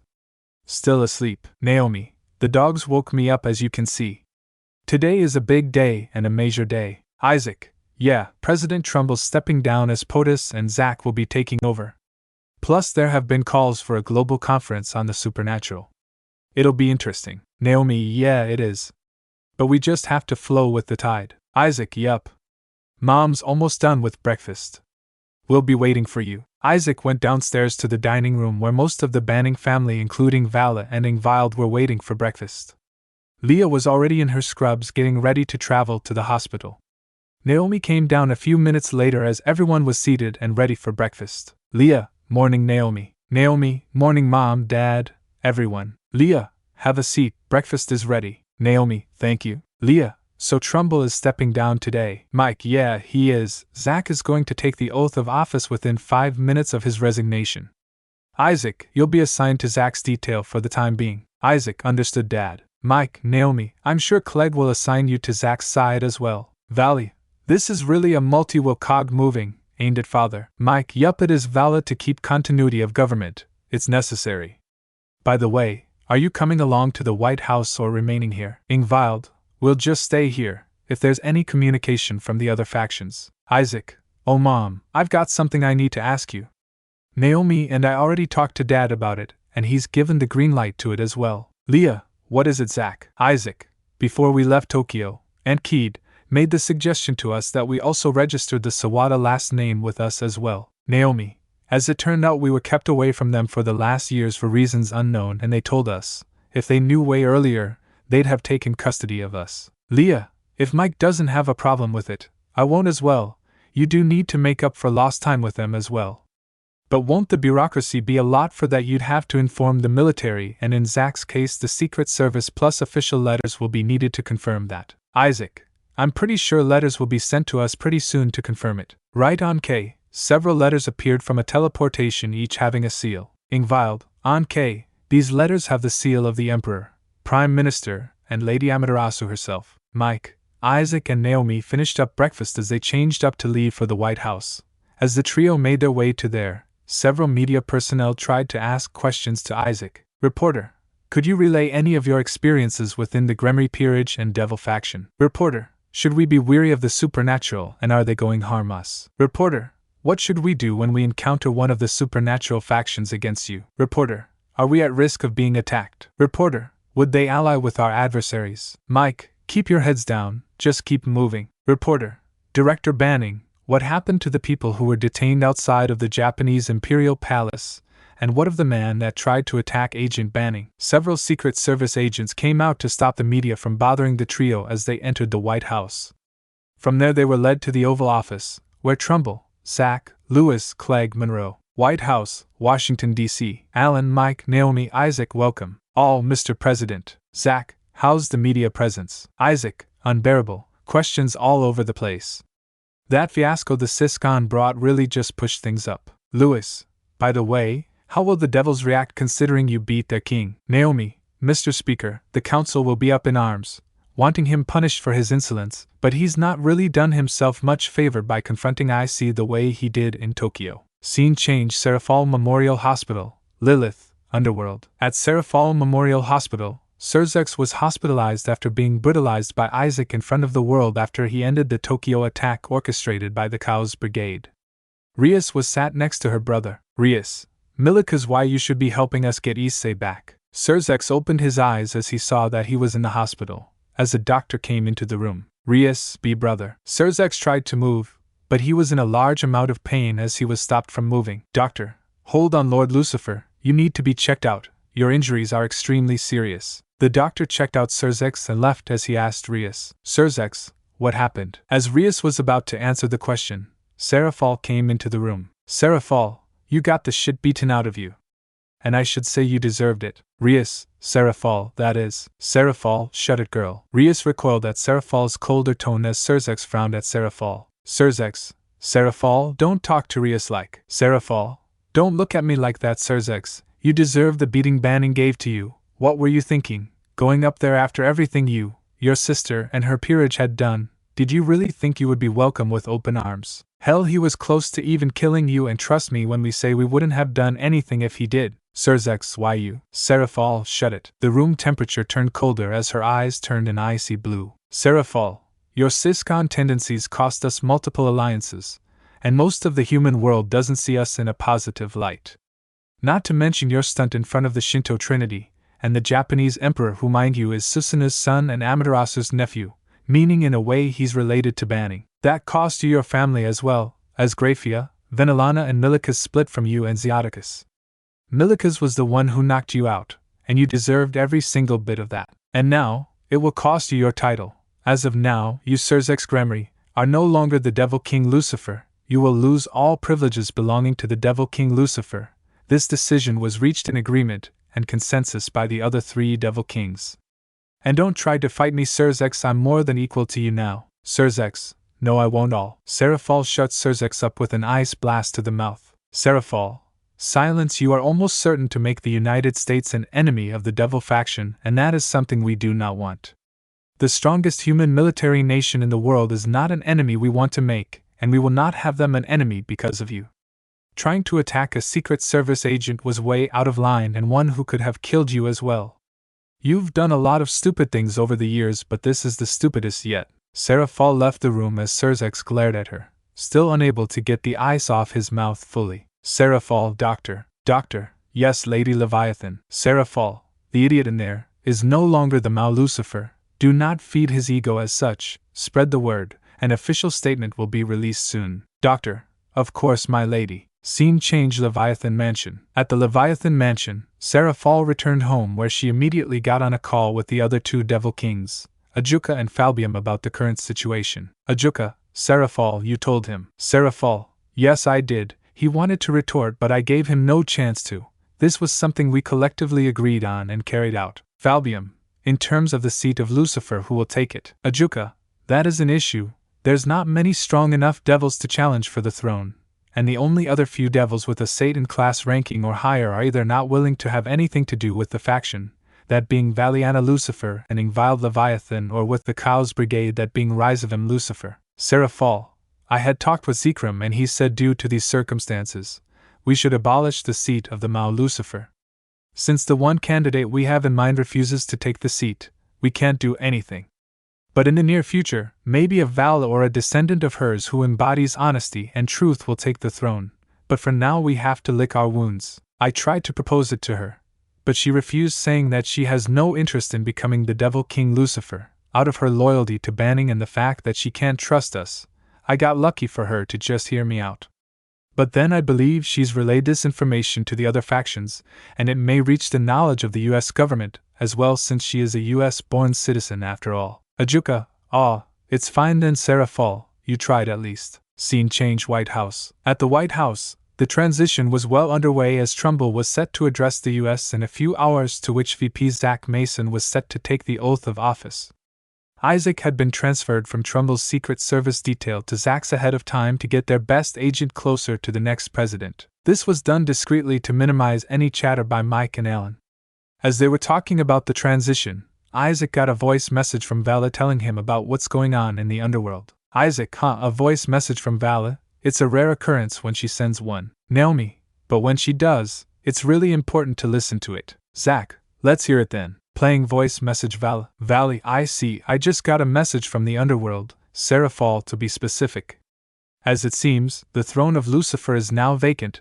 They've removed the Siscon from the position of Devil King Lucifer. Now she wanted me to take up the throne as the only true successor of Lucifer, but I refused. I have my loyalties, which are to you and the Accord. Considering what happened to you and how it nearly killed you, I'm not taking that chance. Also, since their only candidate was me as it stood, and by the looks of it, they may abolish the throne of Lucifer. But then it is what it is.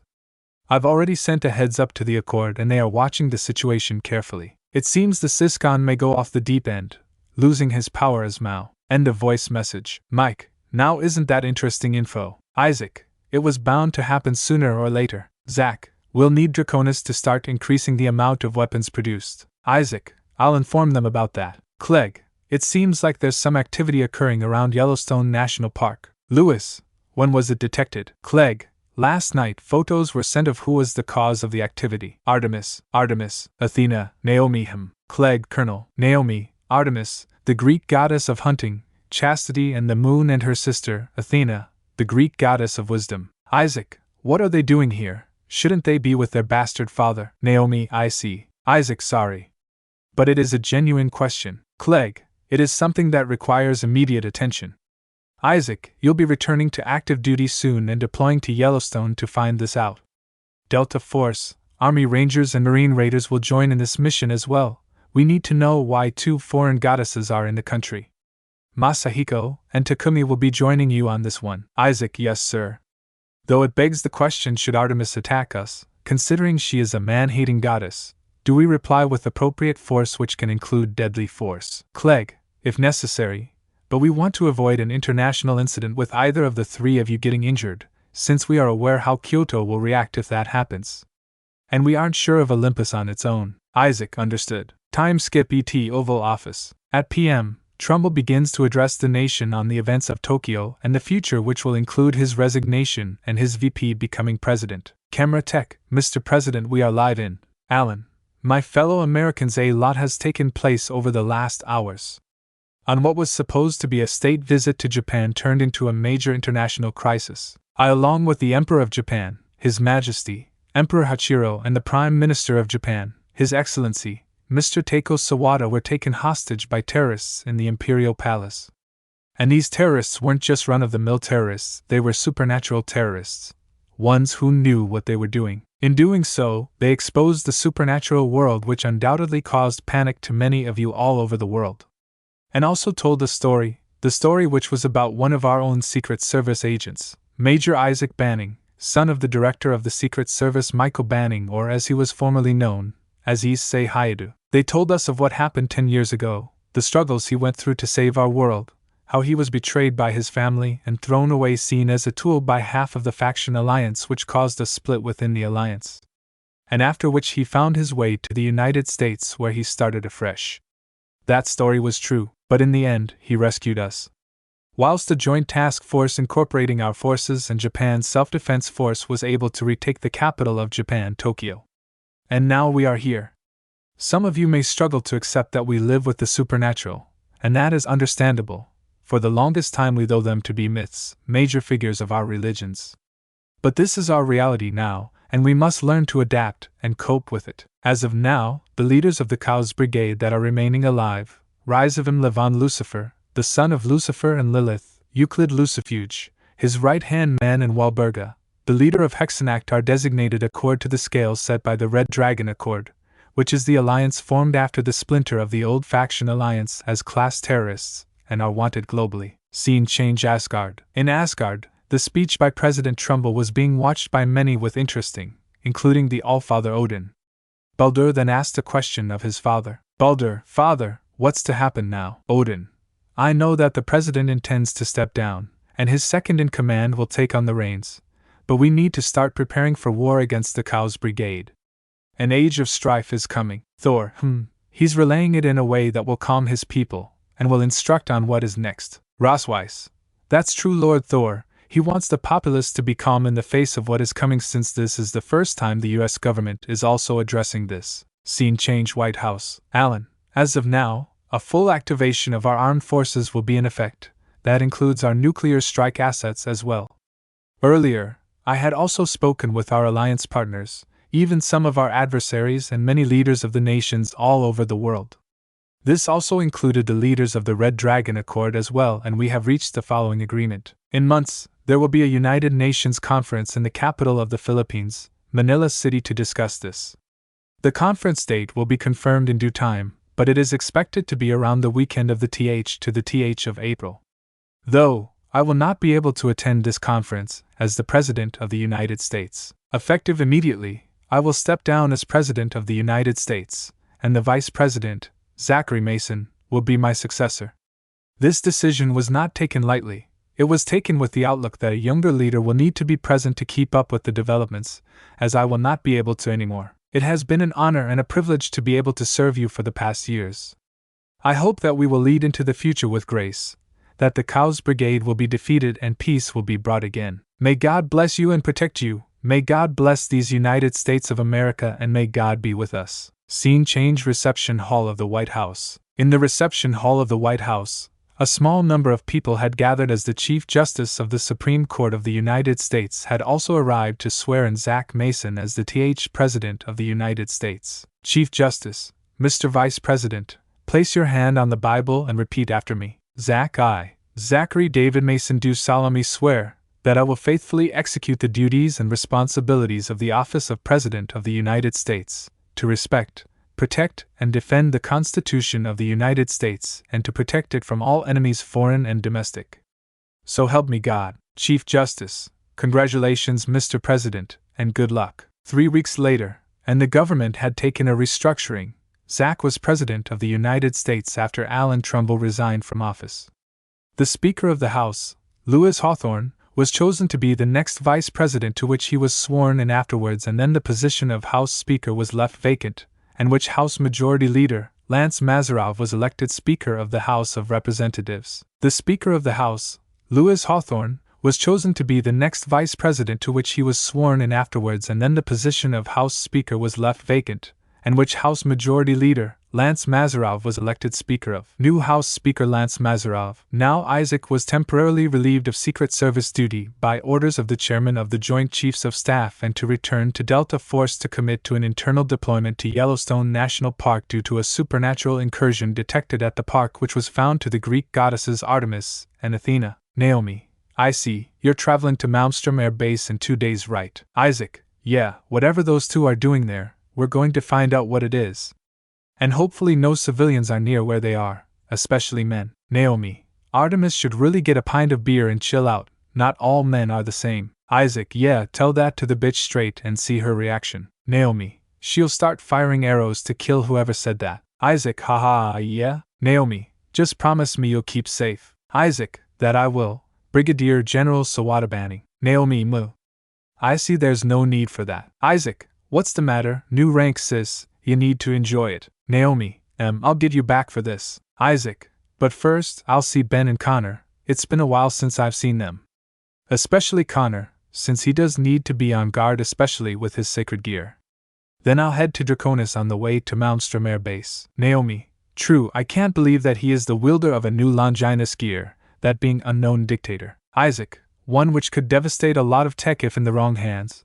But I've been training him to use the gear safely, but also iron manipulation and creation of mechanical equipment. Naomi, true, alright then, see you later, little brother. Isaac, yeah, you too, big sis. Issei left the Banning residence in his Audi Q from Washington, D.C. to travel to Baltimore, Maryland, where the Ashers resided. Scene changed. Baltimore, MA. Isaac traveled up to Baltimore to see the Asher family. He also wanted to see Connor's progress with his sacred gear, unknown dictator. He drove up to the main gate of the Asher residence where he rang the gate. Secret Service agent, Asher residence, who is this? Isaac, Major Isaac Sawada Banning, Secret Service, U.S. Army Delta Force. Secret Service agent, Agent Banning, a pleasure to hear from you. You can come up the front. The gate was opened up as he drove to the front. As he got out of the car, when he did, he was greeted by a Secret Service agent. Secret Service agent, welcome back, Agent Banning. Isaac, thanks, Alex. Are Ben and Connor present? Alex, they are, follow me. The now named Alex led Isaac to Ben and Connor Asher, who were seated around the back of the residence. Alex, there they are. Isaac, thanks. Isaac then announced himself as Ben was watching Connor practice with his sacred gear. Benjamin, now try to manipulate the iron to form a sort of glove on your left hand. Connor, I'll try, Dad. Connor activated unknown dictator as he manipulated the iron, forming a glove around his left hand. Benjamin, that's good. Isaac, how's everything going? Ben, Connor. Ben, Isaac, good seeing you once again. Isaac, you too, Ben, it's been a while. Connor, alright, how have you, Major? Isaac, all good, I see you have been practicing with unknown dictator.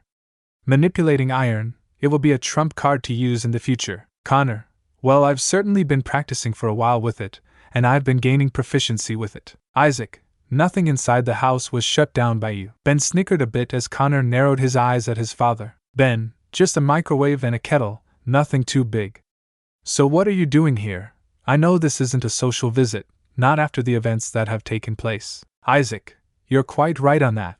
As you heard Trumbull 3 weeks ago, there'll be an international conference weeks from now to see how things go, how the Brigade will be handled and how alliances are dealt with. The RDA will also be involved as well. Ben, I'm sensing a big but in there. Isaac, yeah, it seems they want to hear the other factions as well, more especially the Devil faction and possibly the Fallen Angels. Ben, now isn't that a whole shitload of crap? Isaac, it is, but then the Sis-Khan was stripped of his position as Devil King Lucifer. They wanted Vala to fill in, but she shut down for obvious reasons. Connor, they must be desperate if they want a lowly hybrid to take the throne, as their elders would say. Isaac, to be fair, Vala is the only true Lucifer descendant who could inherit the throne. They wanted her due to wanting someone who's honest and truthful. And by their standards, Vala fit that category best, which is true. But then she wasn't interested. Ben, that's interesting. Anything else? Isaac, yeah, I need Draconis to start producing more weapons. After all, it is a federal-owned arms manufacturer, and one which makes advanced weaponry. Ben, I'll get the ball rolling with the weaponry. What types? Isaac, assault rifles, sniper rifles, pistols, the works. Ben, alright, anything else? Isaac, yeah, there's been some activity detected at Yellowstone. Supernatural. Connor, who is it? Isaac, Athena and Artemis. Greek goddesses. Ben, wisdom and hunting. Isaac, yeah, so I'll be back on active duty to see what are they doing here, whether they are acting against our national interests or not. Greece doesn't recognize the authority of Olympus anymore. Connor, not since they stabbed you in the back after saving their asses. Isaac, yeah, and knowing how prideful they are, they'll try to get at us as the strongest human military nation. Not to mention the vast experience we have in fighting supernatural threats, especially over the last decade, and the fact that I'm a U.S. citizen, Secret Service agent, and member of the U.S. Army as well. Ben, that's troubling. Let me call them now. Call outgoing Draconis Armaments. DA, this is Draconis Armaments. How may we assist you? Ben, this is Benjamin Asher, Notice from DoD and the White House. We need increased arms production. Level 2 alert. DA understood. Confirmation code. Ben, Sierra Alpha Zulu Echo Delta Lima. DA authorized. Call ended. Ben, there we go. They'll know what weapons will be made. DoD has sent the prints and specs right. Isaac, yeah, they have. Ben, they'll be ready when you get to Billings. Isaac, thanks Ben. Connor, continue practicing with unknown dictator. I'll check in. Connor, see you soon, Major. Isaac left the Asher residence as Connor and Benjamin remained. Benjamin, while they have really kept it under wraps, he is totally clueless. Connor, I'm also surprised, Dad, but we can't say he doesn't deserve it. Jumping ranks from Major to full bird colonel, skipping lieutenant colonel is really big. Benjamin, and it couldn't go to a more deserving person. He's saved our asses more times than we can count. When he gets to Malmstrom, he'll be shocked. Connor, yeah, he will. In the distance, someone was spying on the Ashers and listening to their conversation when a communication circle appeared. Communication incoming dash. Have you found the wielder of the new Longinus, unknown dictator? I have, my lord. He's currently sat with his father. The security just left the residence. Keep surveillance. I'll tell you when to act soon. We've heard that they are producing more weapons, possibly some which can even harm gods and titans as well. Let them try. Humans will see why they will remain under our heel. Yes, my lord. Isaac, now, what are you doing here? Spying on the Ashers, Security. Communication ended. Isaac, you're coming along with me, Grim Reaper. I'd like to know what Hades is planning. The Grim Reaper looked at Isaac with wide eyes as he swiftly took him down with swift, but brutal efficiency. Isaac, Delta Echo Dash. This is Redeemer. Bogey found outside Asher residence. Origin Greek faction. See the goddesses as hostile until determined otherwise. Pentagon Command. Copy Redeemer. Sending units to current location. Benjamin and Connor Asher are being moved to secure location. Isaac understood. Several special containment units arrived and locked down the Grim Reaper in magic nullifying cuffs and transported him away. Meanwhile, the neighborhood was wondering what was going on. Containment officer. We'll handle things here, Agent Banning. Isaac, thanks. Keep your eyes out. If he was here, it means others were somewhere nearby. I'll place a barrier here to prevent incursions and to keep the peace here. I'll be informed if another supernatural being breaches it. Containment officer. Yes, sir. Isaac left Baltimore after forming the barrier and returned to D.C. Scene change. Lucifuge residence, Washington, D.C. At the Lucifuge residence, Graia and Venelana were having a spot of tea with Amanda Phoenix whilst Claire and Milikas were at university and school respectively. Amanda, but tell me, how has everything been going? Graia, to be honest, it's been fine. We got cleared by the US government and got this residence. Might not be like the ones we owned in the underworld or elsewhere like Beverly Hills and Silicon Valley. But it works. Amanda, what about Milika's recovery? Graia, his recovery has been slow, but steady. Mother has been training his power of destruction slower to allow him to recover. Rise of him really took his power to its last reserve in Tokyo. Venelana, his power was so drained that I had to jumpstart his magic reserves again. Otherwise he wouldn't be able to use magic at all anymore. By giving him some of my power we were able to do that. Graia transferred some of her ice magic as well. He used up his final reserve of magic, knocking Serzex. Amanda, that's horrifying. Poor Milikas. Graia, he'll be fine with time though. Amanda, have you gotten any indication from the security about when you'll meet? Venelana, no, not really. He doesn't want to even see us, no doubt.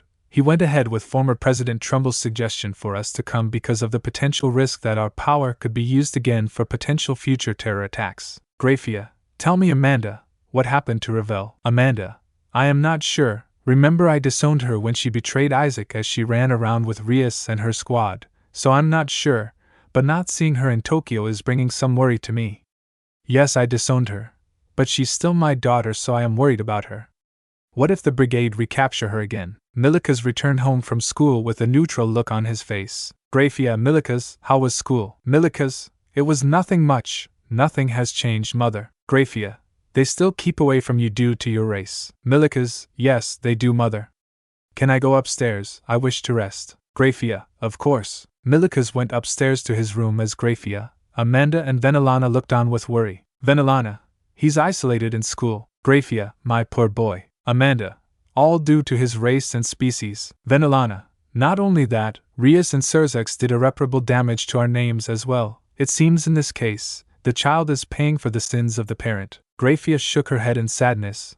worried for her son. Scene change brought by Isaac enjoying a can of Coke no sugar. Scene change Cows Brigade hidden base, unknown location. Trigger warning, the following scenes may be of a disturbing nature. In an unknown location, the remaining 3 leaders of the Cows Brigade, Rizavim, Walburga and Euclid were trying to plan out their next moves after being embarrassed in Tokyo by Isaac. Euclid, Rizavim-sama, what do we do? Rizavim, we lie in wait. Euclid, I underestimated Issei-kun in Tokyo, that won't happen again. But for now, let's get to work with the Grail. I need to resurrect my fellow second-generation Satans as well. Euclid, you don't mean Safame, Bideliad and Amidarasu. Rizavim, I do, but I'm not stopping at just them. The chances are slim, but the likelihood of reviving Father and the other original Devil Kings is there as well. Euclid, we'll also bring back your father as well.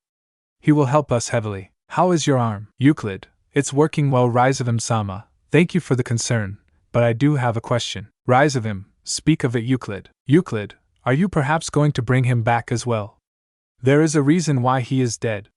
After all, you killed him. Rizavim, that is still on the table as well. Euclid, I'll see on that. Euclid, how goes our experiment? Euclid, nothing concrete yet, but the preliminary results are promising. Rizavim, I suppose I'll go again for more. After all, she's a good screamer. Continue looking for any feasible people to bring back. Walburga/Euclid, of course, my lord. Rizavim left to a hidden room within their hidden base where a laboratory was present, and many test tubes were present, and growing bodies were inside them. Rizavim, continue growing, this world will burn. Rizavim reached the end of the laboratory where there was a door locked with a keypad. He input the pin and opened the door. As he entered and closed the door, it locked automatically. In it was a single bed with a person locked down by chains. This person was a mature, young woman, with blonde hair and dull blue eyes. Her eyes were once bright but now dull and hopeless. Her arms and legs were bound by chains which nullified her magic. This was Revel Phoenix, while Revel was captured by the Cows Brigade on their first attack in a decade when half the Devil Council was killed. Rizavim, my Revel, you are looking wonderful today. I hope you are ready for more. Revel, please let me go. Rizavim, oh no, Revel, once I'm done with you, you will surely be pregnant. You should be proud. A child with the powers of a phoenix and Lucifer will be envied once you conceive. Make sure you scream loudly for me. Rizavim approached Revel as he mounted her and ripped the blanket off her as it revealed her nude body to the Lucifer. Tears began to fall down her face as she knew what was about to happen. Rizavim then unclothed himself as he began raping Revel once again. Revel, silently please. Please. Rizavim, screamed girl. For several hours, moans and screaming, not of pleasure but of pain and suffering, would be heard from the hidden room. Revel, mentally, I'm sorry Issei-sama, I'm sorry. If I ever meet you one day, please forgive me should I live. I was forced to leave you, they threatened me with death. Time skip days later. Billings, Montana. 2 days later, Isaac was in Billings, Montana as he was headed to Draconis Armaments, the federally owned arms manufacturer which was founded from Salient Global after Wade Jennings died. Isaac was seeing around Billings until he reached the main gate of Draconis Armaments. He showed his U.S. military ID and was allowed access into the arms factory. As he looked around the factory, he was shown the new weapons built per his request, including the rifles. M Heavy Assault Rifle, VT Battle Rifle. Isaac, these guns look good, but can they put down a god? Isaac, these guns look good, but can they put down a god? DA Technician, with multiple shots, yes they can. A stray devil is turned to butter with 3 bullets. Isaac, that's good enough for me to hear. Thanks for this, David. David, no problem, Major, you've done a lot for us in the world, that's the least we can do. Isaac, Isaac left Draconis as he went to Malmstrom AFB to report for duty. Scene change brought by Serzex going insane. Scene change Gremory Manor. At the Gremory Manor, which was far from the fighting of the Civil War, Serzex was starting to lose his head mentally. He had killed several maids and butlers of the Gremory family as they had not addressed him as Lord Lucifer, as it had broken on the wires that he wasn't Mao anymore, and they refused to feed his ego. Serzex, because of that son of a bitch Hayadu, I've lost everything I had. Even my son chose him over me. But I'll show him what happens when you cross me. As Isaac arrives at Malmstrom Air Force Base, the base was a hive of activity as a lot of equipment and soldiers were moving around. He then met Masahiko as he was on the way as he saluted his superior officer. Masahiko, Major Banning. Isaac, Lieutenant Call Nishimura. Masahiko, how's it going? Isaac, all good. Masahiko, follow me. The pair walked together to the main office as they caught up on recent events and what has been happening on base. Isaac, lot of shit is going down. Masahiko, yeah, heard that you caught a Grim Reaper by the Asher residence. Isaac, I did lean in. They were targeting Connor for his sacred gear, unknown dictator, and you're aware how much that can change the world, especially with tech warfare. Masahiko, yeah, I get it. So what's happening now? Isaac, Connor and Benjamin were moved to a secure location. You're aware that Artemis and Athena along with her group are now to be seen as hostile until determined otherwise. Masahiko, true. Let's head up to the office, then it'll be parade. Isaac, alright. Masahiko and Isaac went up to the office within the base and talked more about the Asher situation before all of them were called down for parade and deployment. As all the soldiers on base stood at attention, Isaac recognized another friend of his who was on the base. Isaac, Takumi Winfield Marston, Colonel, U.S. Marines. Drake, another friend of yours, partner who's here, a halfing. But is a strong soldier, one of the few in a sparring simulation who could take you far in a straight fight. Isaac, yeah, Drake, he's one of them, born in Japan, raised in Norway. His time in service is nearly comparable to me. Kills in his deployments. He even got to the Marine Raiders. The open policy of the military to allow non-citizens of the country such as me, Masahiko and Takumi, really helped. Though Brandon is a citizen by birth. Drake, are all your friends monsters in the military or what? Isaac, probably Drake. Attention. The commanding officer of the base, Lieutenant General Raymond Douglas, called everyone to attention as they saluted him. A few of the supernatural soldiers such as Issei, Takumi and Masahiko knew why they were needed at the base. Lieutenant General Raymond Douglas. Douglas, at ease. As you know, in Tokyo, the supernatural was exposed by the Chaos Brigade and former President Trumbull along with the PM of Japan and its emperor were taken hostage. It was a tough fight, but they were rescued and some other hostages as well. The man who did that is here as well. Major Isaac Sawada Banning, step forward. Isaac, sir. Douglas, your actions in Tokyo were commendable and brave, but that's to say the least seeing what you have done as a teenager years ago. So the Congressional Armed Forces Committee along with the Joint Chiefs of Staff, Secretary of Defense, and the President of the United States, you are to be promoted from rank O Major to rank O Colonel. Congratulations, Colonel Sawada Banning. The other soldiers applauded as Isaac had a look of shock and surprise as Masahiko had a smirk on his face as Takumi nodded in approval for Isaac's promotion. The CO pinned the full birds on Isaac's shoulders as he saluted the newly christened Colonel. Douglas, Delta Force, Marine Raiders, report to briefing room. Dismissed. Scene change brought to you by Mike questioning and torturing a KUF soldier whilst Isaac watches and takes notes. Scene change briefing room. The squad selected for the mission at Yellowstone were seated as the Malmstrom CO was beginning the briefing session and what they were going to do at Yellowstone. Douglas, if you'll open your briefing documents, you'll see the details of this operation. Turn to page 1 and I'll start explaining. Classified briefing document. Operation Yellowstone Storm. Date Mar. Time hours. Location Yellowstone National Park, Wyoming. Unit Delta Force, SDSFODD, and Marine Raiders, MARSOC. Mission objective: capture 2 high-value targets, HVTs, located within Yellowstone National Park. The HVTs are believed to be hiding in the park's wilderness area, utilizing the vast terrain to evade detection. Target information. Target Alpha, Artemis, an Olympian god, daughter of Zeus and Greek goddess of hunting, chastity, childbirth, and the moon. Target Bravo, Athena, an Olympian god, daughter of Zeus and sister of Artemis.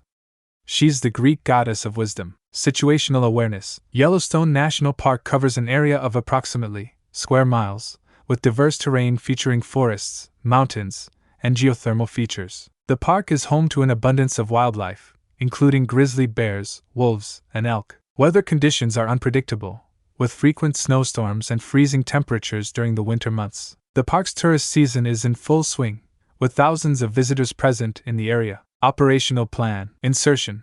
Delta Force and Marine Raiders will insert into the park via separate helicopters, utilizing night vision goggles and stealth techniques to maintain a low profile. Reconnaissance. Teams will conduct reconnaissance to gather intel on the HVT's locations and movements. Target acquisition. Once the HVTs are located, teams will move in to capture them, utilizing precision firepower and tactical maneuvers to minimize collateral damage. Extraction. Teams will extract the captured HVTs via helicopter, utilizing secure communication channels to coordinate with command. Supporting assets, air support. 2 Boeing Bell Osprey helicopters will provide insertion, extraction, and air support. Intelligence, real-time intel will be provided by satellite imagery, drone surveillance, and human assets within the park. Communication, secure communication channels will be utilized for team coordination and command updates. Rules of engagement. Hostile forces. Engage and neutralize any hostile forces encountered during the operation. Use lethal rounds if needed to neutralize hostile forces. Switch to god-slaying rounds if the goddesses engage. Non-combatants. Avoid engaging non-combatants whenever possible. If engagement is unavoidable, utilize minimum force necessary to neutralize the threat. Environmental considerations. Minimize damage to the park's ecosystem and infrastructure. Contingency planning. Weather. Teams will be prepared to adapt to changing weather conditions, utilizing alternative routes and shelters as needed. HVT escape. Teams will be prepared to pursue and recapture HVTs in the event of an escape. Casualties. Teams will be prepared to provide medical aid and evacuate wounded personnel as needed. Command and control. Mission Commander, Colonel Isaac Redeemer Banning, Delta Force. Deputy Commander, Colonel Takumi Viper Marston, Marine Raiders. Operations Center, located at the park's ranger station, providing real-time intel and command updates. Security clearance. This briefing document is classified top secret /SIG//NF. Distribution is restricted to personnel with a need-to-know clearance. Acknowledgement. By attending this briefing, you acknowledge that you have read and understood the operational plan, rules of engagement, and contingency planning. You also acknowledge that you will maintain the confidentiality of this operation and adhere to the security clearance protocols. Questions. If none, dismissed. Scene change. Yellowstone National Park, Wyoming. The squads selected were flying over Yellowstone National Park in Bell Boeing V Ospreys and were going to land, a distance further from where the satellites detected Artemis and Athena. Boeing Bell V Ospreys. As the Delta Force and Marine Raider squads landed, they advanced towards Artemis, Athena, and possibly any huntresses with them. Sniper. All units do not that there are more than 20 people present, including the goddesses. Takumi. Must be Artemis huntresses. Be watchful, the huntresses are immortal as well but not as strong as her. Isaac. Switch to God's slaying rounds. Sniper. Copy. Masahiko. Pentagon Command. Do we have permission to engage with lethal force if necessary? Clegg. Permission granted. To Artemis, Athena and her group. Artemis, Athena and Artemis huntresses were around Yellowstone Park as the huntresses were collecting wood for a fire. As they did so, Artemis was looking around for any coming threats. Athena. Sister, are you sure about staying in the United States? We're not far from a major base of the United States. Plus the fact that the security makes this country home does not make it easier. Considering what Father did. Artemis. I just wanted to be out of Father's range since he's becoming more of a control freak and paranoid. I couldn't care less about that man-beast. Athena. Really, considering he's the one that pulled the weight of the factions and put down the beast of the apocalypse, ending its threat to the world and making it a part of him. Artemis. HMMMPPPPHHHH. Athena. Seriously, you need to let go of this grudge against men. One man shouldn't make you judge against the entire gender. Artemis. Really, considering the security was an unrelenting pervert despite holding such a high position as pillar of the factions. Athena. He was a teenager when all of that was thrust upon him. Not to mention the trauma he had when he was murdered for the first time, by a woman. Mind you, if you see all men as the same, why hold Zeus to the same standard? After all, the obscene amount of bastard children he fathered is absurd. And what of you? You are literally the reverse of Zeus. He sleeps with anyone, but with you, your nymphs kill anyone caught sleeping with a man. Artemis' face turned red at that statement, and she responded with her own. Artemis, don't be a hypocrite, Athena. After all, who was it that cursed Medusa when it was Poseidon that raped her in your temple? Athena looked down in shame, remembering what she did to Medusa in her anger. Athena, that wasn't my proudest moment. I should have heard her out but didn't, cause I was so angry at seeing my temple desecrated. Artemis, HMMPH. As the sisters stopped their argument when they heard snapping tree branches as they saw one man approach the pair of sisters and the group of huntresses. Athena, who are you? Artemis, what do you want with us, man-beast? Isaac, I should be asking you that. Hypocritical goddesses arguing about your past mistakes now, aren't you? Artemis, How dare you? Isaac, mocking voice, how dare you? What are you doing in the United States? Artemis got angry at Isaac mocking her. Athena, we didn't want to be under Olympian influence anymore, we left. Isaac, really, I thought you'd stay with your prideful, stupid, callous, idiot of a father. Artemis, why you aim at this man-beast? The huntresses aimed their arrows at Isaac as he looked at them with narrowed eyes as his pupils bordered on constricing into his draconic eyes. Isaac or Viper, surround them. Takumi or Copy, Redeemer, but you could stop with this argument. Isaac, I need to know, what are they stateside? Takumi, I'm behind Artemis and Athena, others are surrounding them. Isaac, copy. Now then, I'll give you a single chance to drop your weapons before you go down in a hail of gunfire. The United States government doesn't take kindly to foreign intruders, especially supernatural beings. The Marine Raiders and Delta Force surrounded them as Isaac felt their vibrations stalking the Greek group. Isaac, Artemis, Athena, I'd highly advise you and your entourage to drop your weapons unless you want this to end in a fight. This isn't Olympus. The air up there must have affected your thinking. This is the United States. Drop your weapons or you will be shot. Artemis, why should we listen to you, man-beast? Isaac, I hate this goddess. Delta Echo 1. Execute. Several Delta detachment soldiers and Marine Raider troops came out of nowhere and took down the huntresses as Artemis was about to fire her arrows when Isaac summoned the boosted gear, widening the eyes of Artemis and Athena. Athena, Security. Isaac, I told you to drop it. This isn't Olympus. What are you doing here? Doing the bidding of your bastard father, you hypocritical goddesses. Athena, no. Isaac, save your explanations, I couldn't care less what you think. As Artemis and Athena were stuck between a rock and a hard place, as they knew they wouldn't last in a fight with Isaac as he was a dragon god and they could kill the huntresses with a single order. Athena, it's fine, we surrender. Artemis, Athena, do you want to die? Do you want your huntresses to die? The Security is right in front of us, and I can tell he's not playing around. And he's a part of the United States military, which an army not to be taken lightly by any stretch of the imagination. Artemis, fine. Athena, you win, man-beast. Takumi, drop your weapons, we have god-slaying bullets, any wrong move will get you killed. Artemis was hesitant to drop her bow as Athena told her this was the only way to ensure their survival.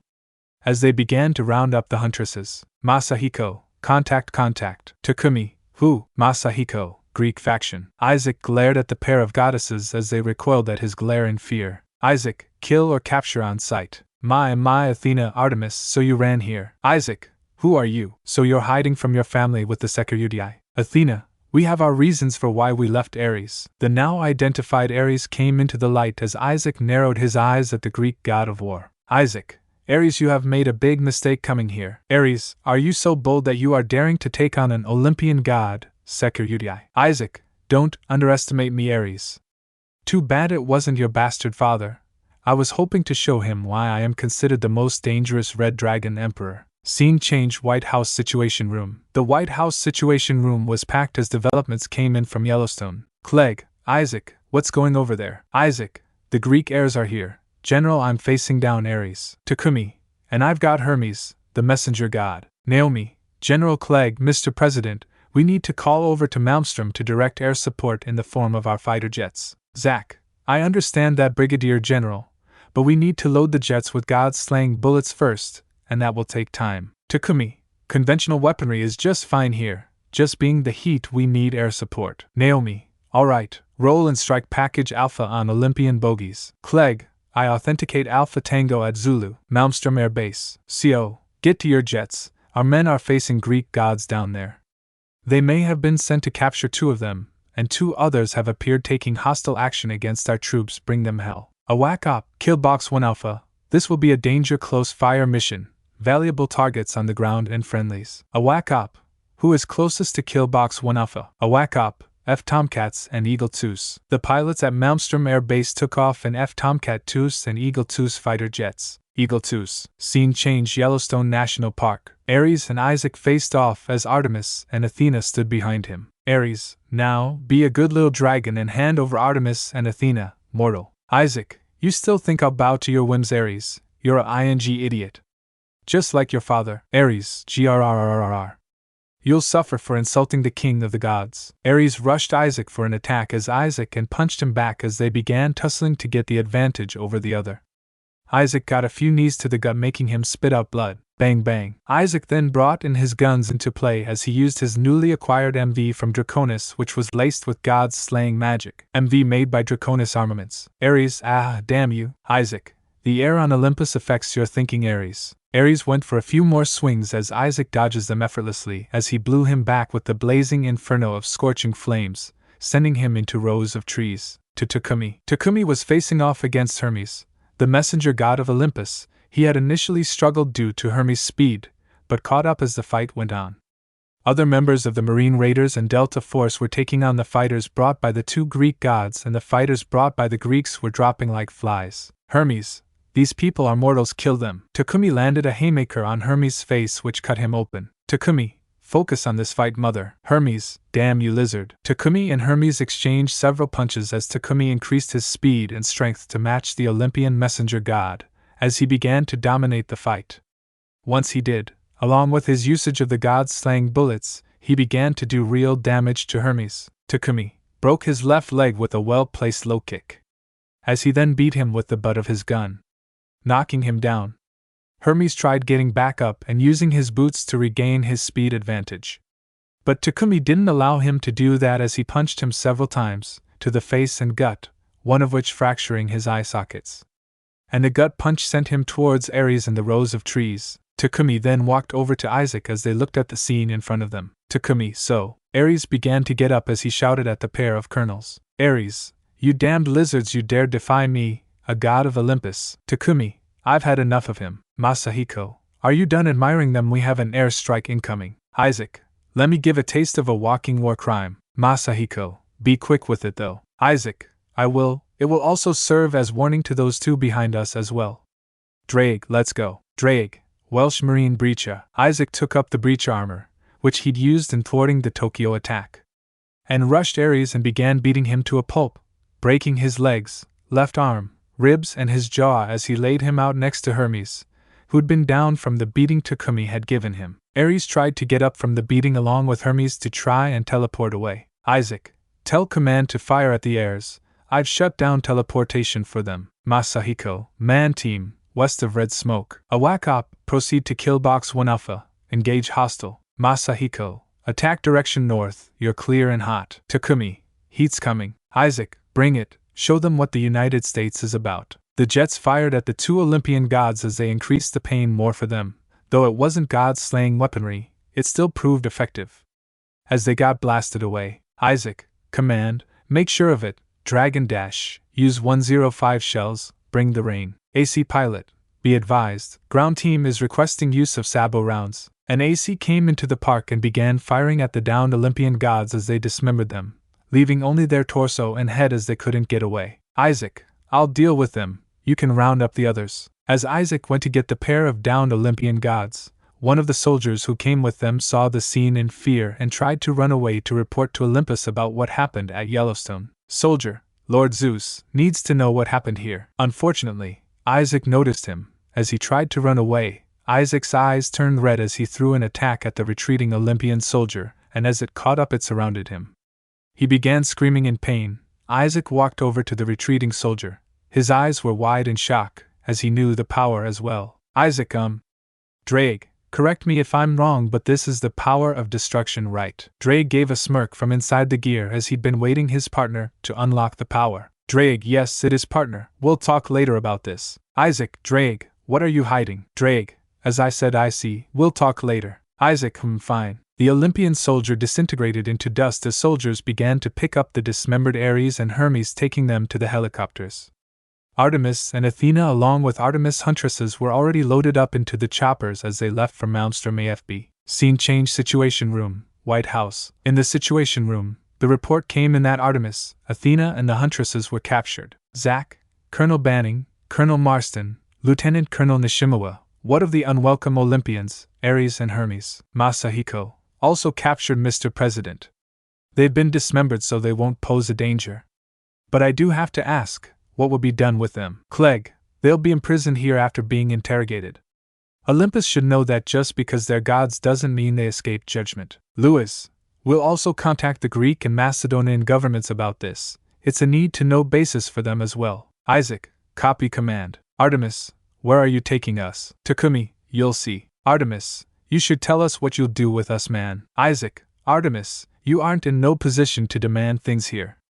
So I suggest you shut that shithole of yours, unless you want to end up like Ares and Hermes. Isaac pointed at the groaning Greek gods. Isaac, I'm more than happy to make that happen for you. I'll shove this rifle up your ass and blow your brains out. We clear. Artemis stayed silent after the threat from Isaac. Athena added her own comment. Athena, Artemis, it's best if you stay silent. We don't need any more trouble than what we've had now. You've changed security. Isaac, betrayal does that to you, Athena. Athena nodded at his reasoning, but had a look of sadness on her face. Athena, I'm so sorry, our friendship was broken due to Zeus' selfish actions, I see. I was about to confess my feelings to you when it happened. I hope you can forgive me for not standing up for you. Takumi, what's the word from DC? I see. Isaac, Greece and Macedonia will be informed about this to avoid any sort of misunderstandings, which are highly unlikely since the authority of Olympus isn't recognized in Greece anymore, as that country is mostly Orthodox Christian and any actions of Olympus are theirs alone and don't reflect what the people of the Hellenic Republic want. NATO has begun deploying more troops in the country as well, Masahiko, but do expect the manchild to throw a tantrum about this. Isaac, as if he wouldn't. Greek mythology mostly comes down to this: Zeus just did something or Zeus just ed someone. So I wouldn't have a doubt that he'd try something. Ares glared at Isaac for mocking Zeus. The Red Dragon Emperor noticed the glare and gave a smirk at the god of war. Isaac, what's wrong, Ares? Gonna bitch that I'm disrespecting Zeus.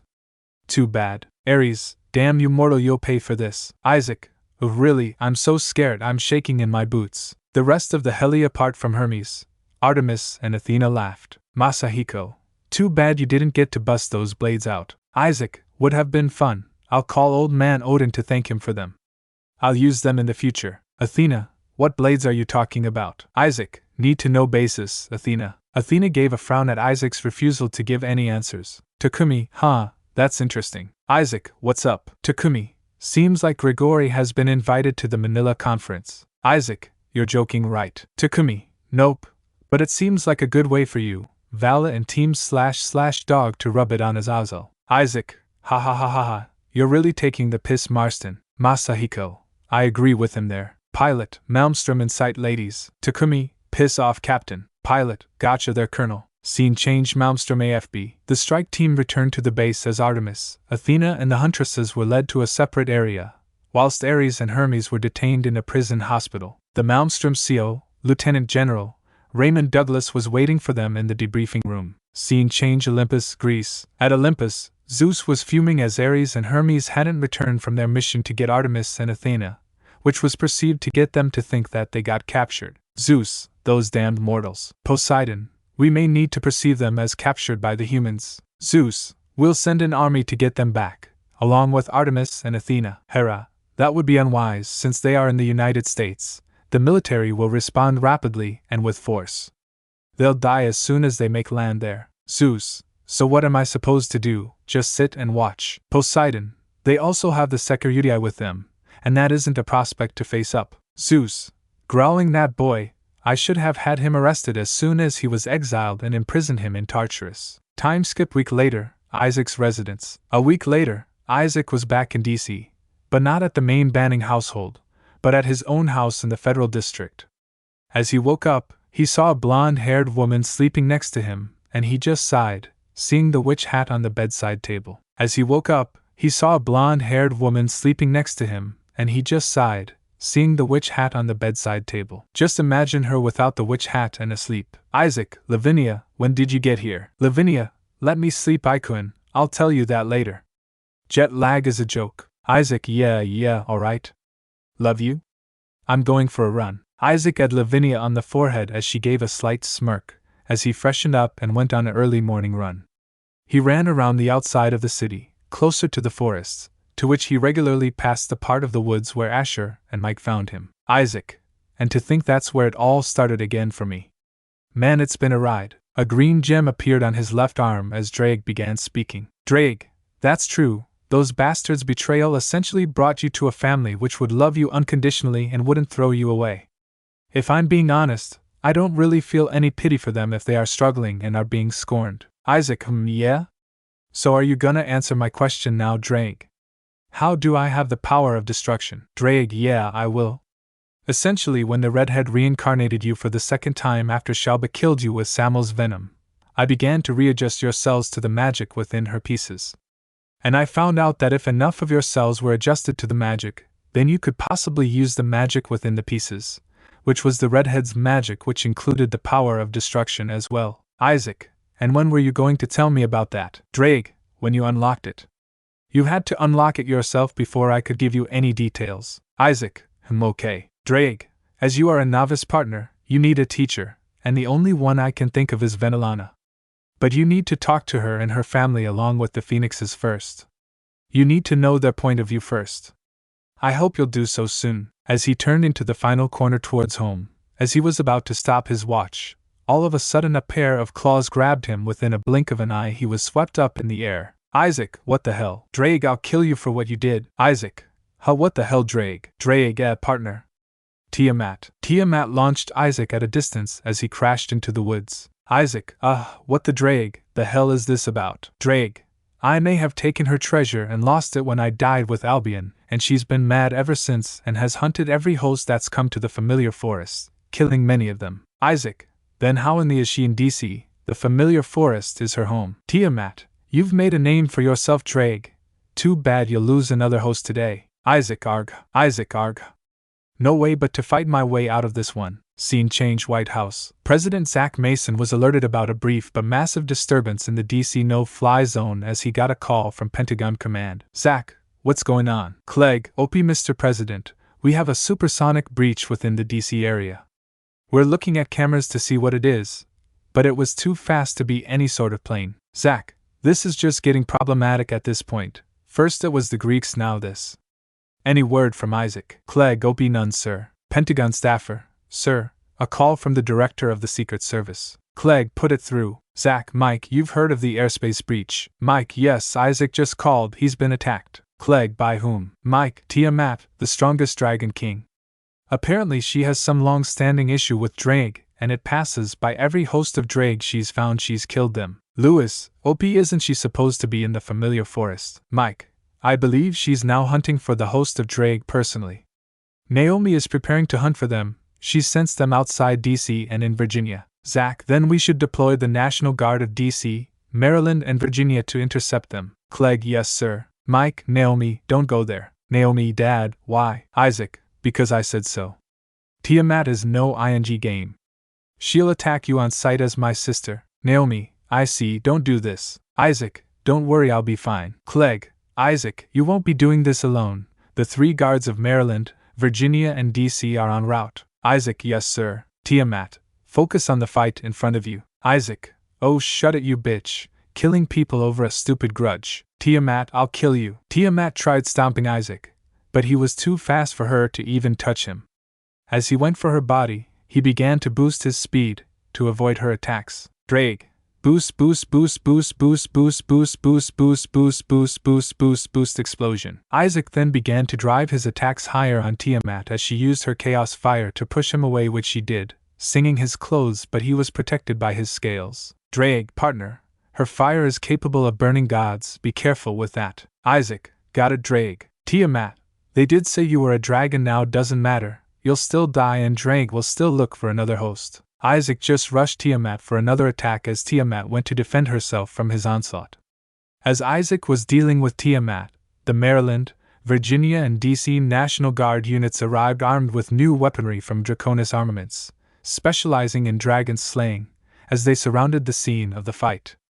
And soon after, news reporters arrived as well, covering the fight between Dragon God of Domination and Apocalypse and the Chaos Karma Dragon Queen. Reporter, as you can see, there is a major fight occurring between, from who we can make out, is Secret Service agent Isaac Banning and another unknown dragon after the airspace in Washington was breached a few minutes ago. Reporter, civilians have been advised to avoid the area around the Arlington and Alexandria at all costs, whilst the National Guard is responding to this issue. Isaac began to gain an upper hand on speed as he began to seriously do damage on Tiamat, who was on the back foot. Soon, the National Guards began firing on Tiamat as they penetrated her armor with the dragon's slaying bullets, which caused her a massive amount of pain. That caused Tiamat to turn her attacks onto the soldiers, and as she was about to release her strongest attack, the Chaos Bomb on them, one which could decimate the entirety of Northern Virginia, Maryland, and Washington, D.C. Isaac had enough. Isaac, Tiamat, no more ing games, you ain't hurting my fellow brothers and sisters in arms. Tiamat, watch me. Isaac, Draconic Ace. Isaac transformed into a sleek armor that was built for speed, and as quickly as Tiamat fired the bomb on the guard, he intercepted it, and used Dividing Wyvern Fairy. Drag, Dividing Wyvern Fairy. Divide, divide, divide, divide, divide, divide, divide, divide, divide, divide, divide, divide. Tiamat, what? How is that possible that you have Albion's power? Isaac, Longinus Smasher. Isaac recoiled the Chaos Bomb and absorbed the full might of the bomb by dividing it, then blasting a massive Longinus Smasher at Tiamat. The blast was large enough to force her out of her dragon form and into her human form. Isaac came out of the Draconic Ace armor and drew out Ascalon and put it against her neck. Isaac came out of the Draconic Ace armor and drew out Ascalon and put it against her neck. She was also surrounded by the National Guard, which was led by Major Roman Visconti Strickland, who was a part of the Marine Corps Force Recon Unit and had a pet dragon. Major Roman Visconti Strickland. Isaac, now Tiamat, how did you find me? Tiamat, what's the matter? Just kill me, you've beaten me, right? Isaac, but I want to know how to get to me. Tiamat, it was that mouse Serzex Lucifer Happy, he told me that you were the current host of Drag. Isaac began to grow a deepened frown on his face as he placed Ascalon closer to her neck, and having the dragon's slaying holy sword in close proximity to her made her shudder in fear as she even looked at Isaac in fear. Isaac, so you've been killing my predecessor hosts because of this stupid treasure of yours. Tiamat had an angry look as he called her treasure stupid. Tiamat, you wouldn't understand how much that means to me. Isaac, but does it mean you had to kill my predecessors for it? Did you listen to even one of them? I'm pretty sure if you talked to any of them, they would have helped you to find that treasure. Isaac shouted at Tiamat as he expelled a bit of his aura, and Tiamat felt it, and knew it to be close to Great Reds with a hint of Ophis power coming off Isaac, and that scared her greatly as she wondered how he got to that level. Isaac, get up. Tiamat slowly got up as Isaac still had Ascalon on her neck. Isaac, now then, that Siscon Gremory may have not told you this, but he's no Devil King anymore. Not after the shit he tried in Tokyo. And this is another reason for me to put him down for good, but I've got more important things to do, so I'll propose you a deal. I'll look for that treasure of yours, and once I find it, you leave me and any successor of mine alone. But it doesn't extend to that, it goes to my family as well, are we clear? Tiamat, yes. Isaac, in return, you will return to the underworld, and head to Tannen's territory for me. I want you to ensure that the dragons in that territory are safe. If he asks who sent you, tell him his old student the Securudii. And I want to meet again. I'm asking him to train me again. There's a lot I need to do with him. He'll meet me in the dimensional gap. Tiamat, I understand. Isaac, but know this, if you happen to step out of line again, I will not hesitate to put you down as a fellow dragon. Are we clear? Tiamat shivered in fear as Isaac's eyes turned slitted with him exuding aura and unfurling his wings, of which there were 2 pairs of draconic wings were red with black accents, which shocked Tiamat since she knew only Great Red had 2 pairs of dragon wings, and with the way he was exuding his aura, her instincts were telling her to bow down and not piss him off further. Tiamat, why you are a DD dragon GG god. Isaac, I suppose I haven't introduced myself properly. I am Isaac Sawada Banning, dragon god of domination and the apocalypse. Tiamat, of course. I'll do so. Isaac, and remember, next time, if it isn't me, it'll be these men and women who'll put you down. Clear. Tiamat Crystal. Tiamat left Virginia as she flew away and opened a teleportation circle in the sky as the National Guards and Isaac watched her leave. The National Guards returned to base after the fires were extinguished. Isaac took to the sky with his wings and returned to his residence, where Lavinia had woken up and met him with a hug and, Lavinia, Ikuin, are you okay? Isaac, yeah, I'm fine, don't worry Lavi-chan. Lavinia, Va-chan, called me when your fight with Tiamat broke on the news. I was about to teleport there when your sister called the home phone and told me to not go to where you at. Isaac, Tiamat caught me off guard. I told her as well to not go there. As you and her are a part of my immediate family, you as one of my mates and Naomi as one of my big sisters along with Aine, Tiamat would have gone for you, so I had to deal with her alone. Lavinia, I understand Ikuin, but try not to do that again. Isaac, okay, I'll do so love. Ring ring. Isaac, Isaac banning Sawada. Clegg, Isaac, we've seen that Tiamat left after you beat her. Where did she go? Isaac, I had her do something for me. Don't worry, she won't try that shit again. I've warned her. If she steps out line, I'll put her down myself. Dragon society can operate on a hierarchy. What I've told her was an order from her superior, which is me being a dragon god to a dragon king. She's got the message. Clegg, we understand that, but if you'd specify where she went to. Isaac, well, scene change, dragon range, underworld. Tiamat teleported into the underworld and went for the dragon range, which was a part of Tannen's territory, to talk to Tannen about what Isaac told her to do.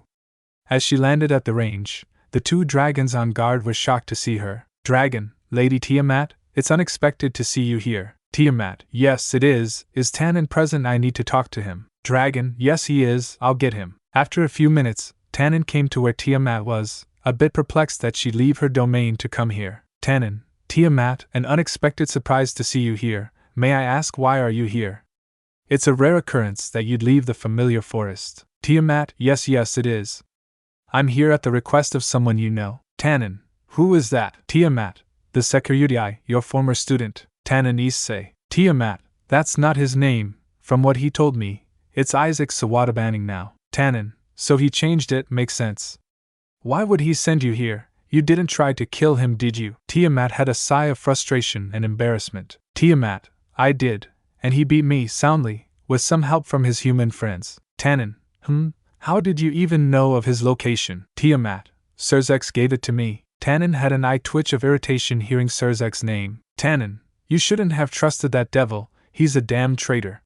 His sister, her peerage, along with the council and half the faction alliance with the exception of his mother, wife and son betrayed Issei and is the reason we had the ND civil war. Also Issei got Dragon's Fall as a result of said betrayal. Tiamat looked wide-eyed as she hasn't heard about any dragon acquiring Dragon's Fall in a very long time. Tiamat, don't lie about that, Tannen. Don't lie, Dragon's Fall is no game and hard if not near impossible to survive. Tannen, but it is, Ophis told me so herself. If you haven't heard his story, sit down, and have a glass of dragon apple wine, you'll need it. This story is one I've only informed the dragons residing here once. Scene change, Isaac's residence. At Isaac's residence, Lavinia and Isaac were having breakfast when he got a message from his mother. Message incoming, Mom. Leah dear, you okay? Isaac, yeah Mom, I'm alright. Leah, your fight with Tiamat is now the top story globally. Amidarasu is calling to check in. Isaac, yeah, I'm alright. Serzex leaked my location to Tiamat. Another reason to take his head. Leah, okay, enough violence, I believe it's time you talk to them, dear. Isaac, Mom. Leah, dear, you can't delay this anymore, you need this closure, especially before Manila. Isaac, alright then, I'll go today, but I need you to come with me. Leah, it's fine then. At sharp. Isaac, see you then, Mom. Leah, see you. Message ended. Lavinia, something wrong, Icon. Isaac, Mom has said that I need closure with the Phoenixes and Lucifuges, so we're meeting them today at midday. Lavinia, I agree with her, you need closure. Just have an open mind and listen to them, K. Isaac, I'll do so, Lavi-chan. Lavinia, good then.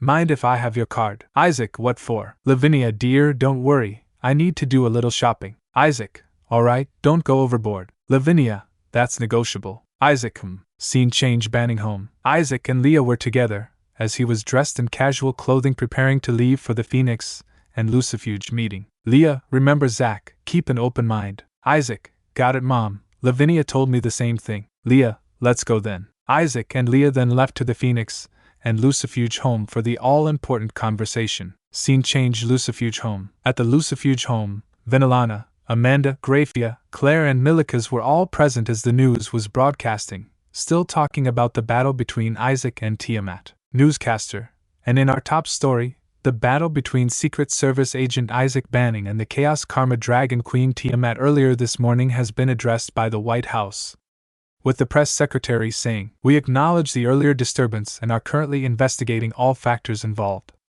According to our knowledge, Tiamat was given the location of Agent Banning by the former Devil King, Serzex Gremory, in an attempt to get him killed as a form of retribution after the events in Tokyo. This is currently a sensitive investigation, so no further information can be divulged at this moment in time.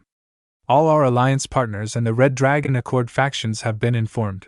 with the specific focus being on Kyoto with the Shinto faction and the Vatican with the Angel faction, who are helping us determine what steps to take next. As of this moment, no activation. Graia, I can't believe this. Has he gone off the cliff? Claire, I knew he'd be likely trying to take revenge, but to send Tiamat like a dog to try and get rid of the Security, he's reached a new low. Venelana, I wonder, where did I go wrong with both Rias and Serzex? Amanda, Venelana, it's not your fault. Knock knock. Milikas, I'll get it. Graia.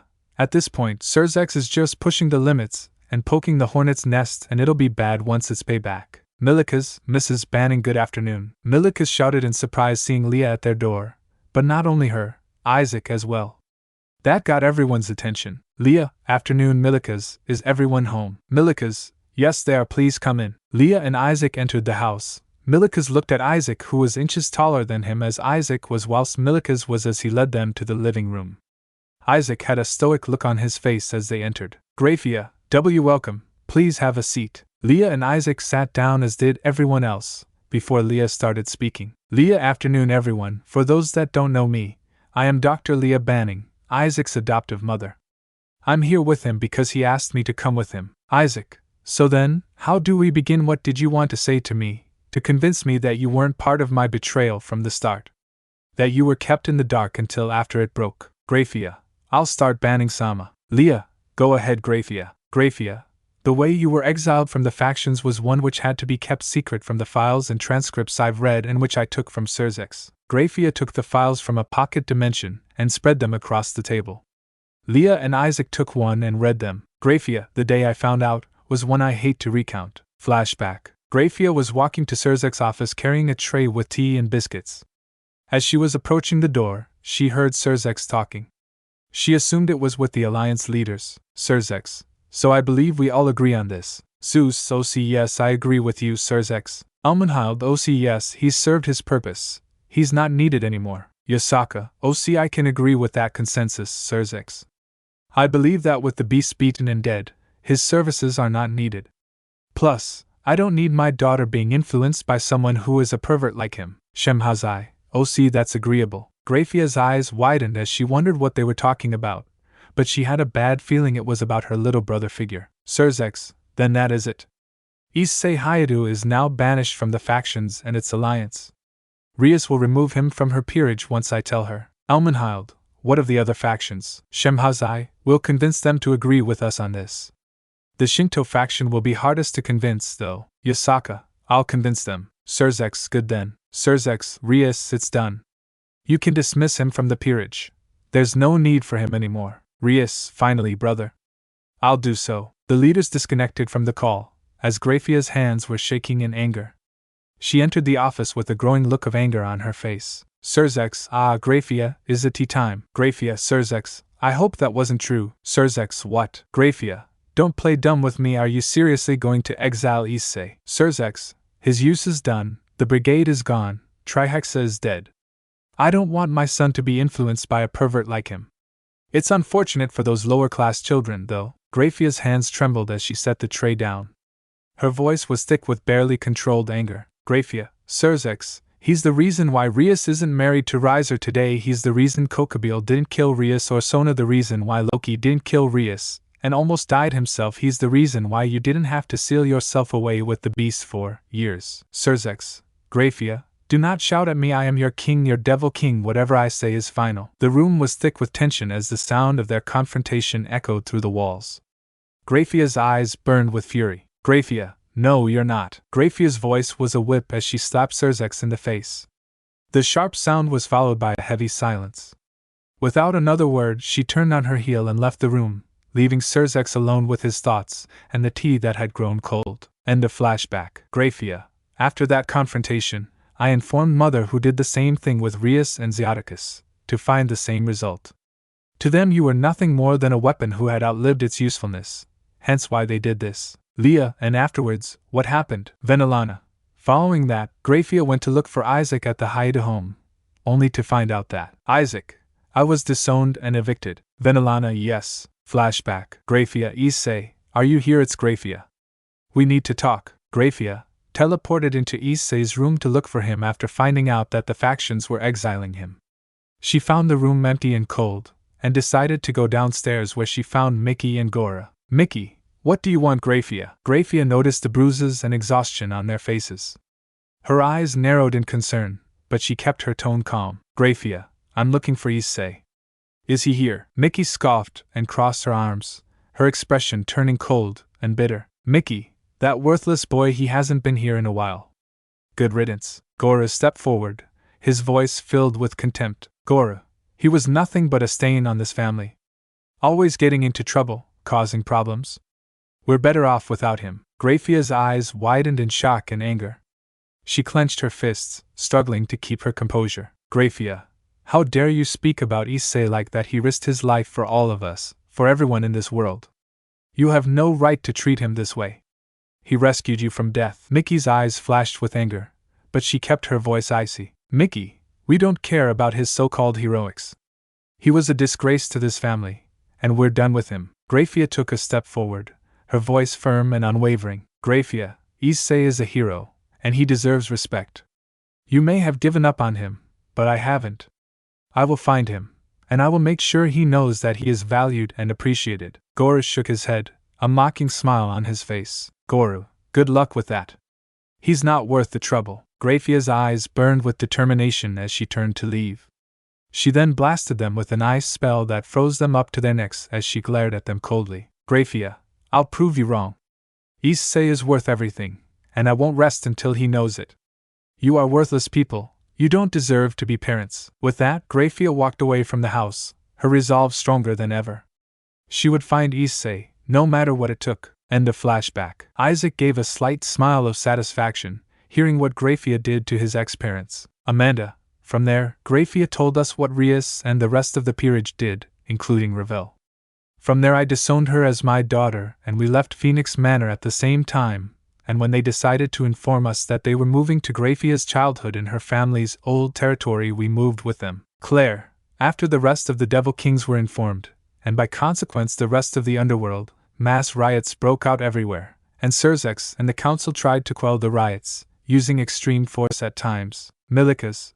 But the people got angrier as a result and began to target the noble devils. Isaac, there is nothing noble about those council heirs. Leah. Zach. Isaac, I'm being honest, Mom.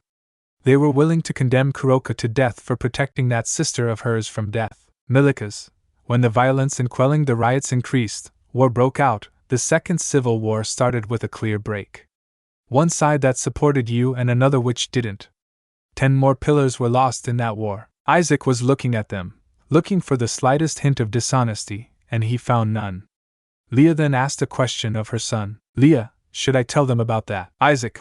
Isaac nodded in agreement to Leah's question. Leah, I want to tell you that what the Hayadu Rias, her peerage, Revel and the other factions was just damaging to Zach emotionally and mentally, but physically damaging as well, to the point he almost died as well. The 5 devils looked at Leah, shocked as the color paled from their faces as they looked at Isaac. Leah, I'm an emergency department doctor, and seeing him that sick scared me, since I couldn't diagnose him at all. His paling skin, him coughing violent amounts of blood.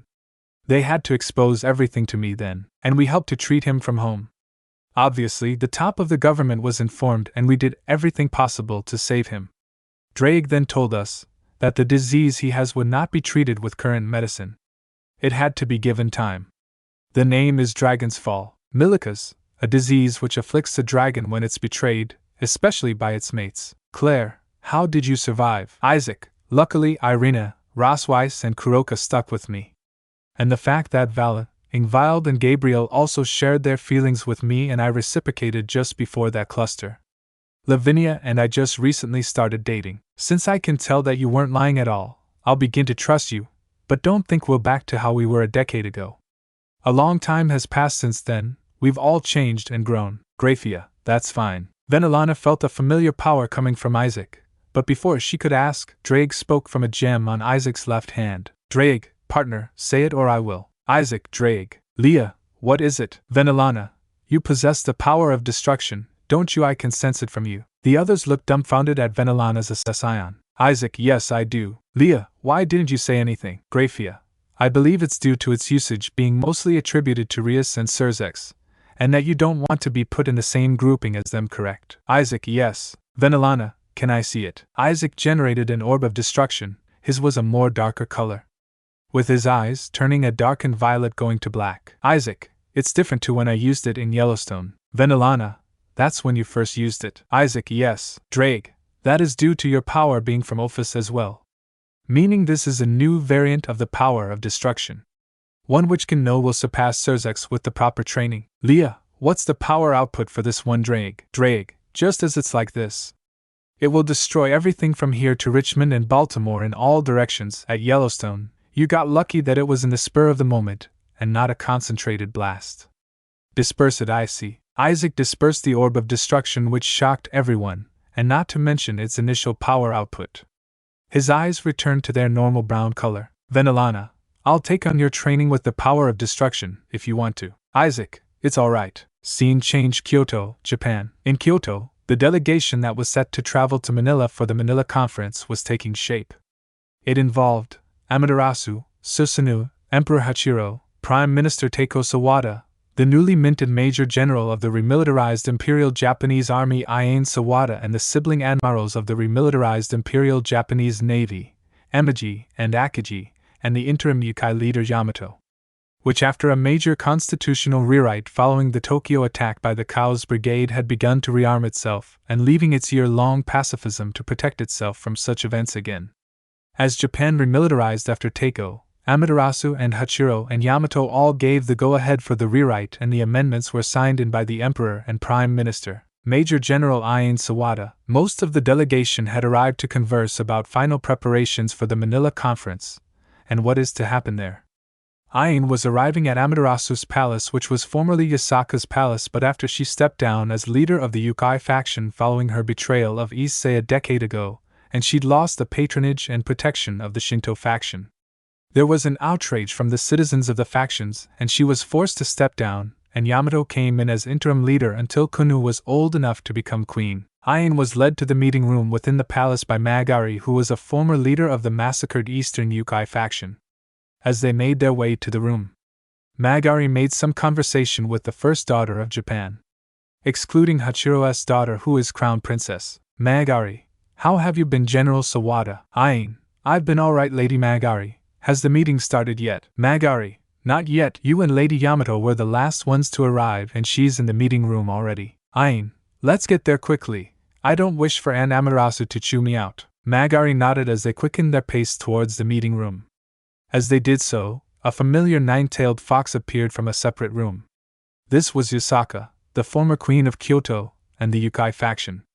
She had become more reclusive over the years, ever since she was called out for betraying Isaac and forced to step down as West Yukai leader due to the backlash of the decision she'd agreed to, even attempting to lie to Amidarasu about the situation and to try and turn her against Isaac. But when Amidarasu informed her that she knew everything, including the treacherous behavior she was involved against her son, she knew she had lost. Even Kunu had disowned her as her mother and was adopted by Amidarasu.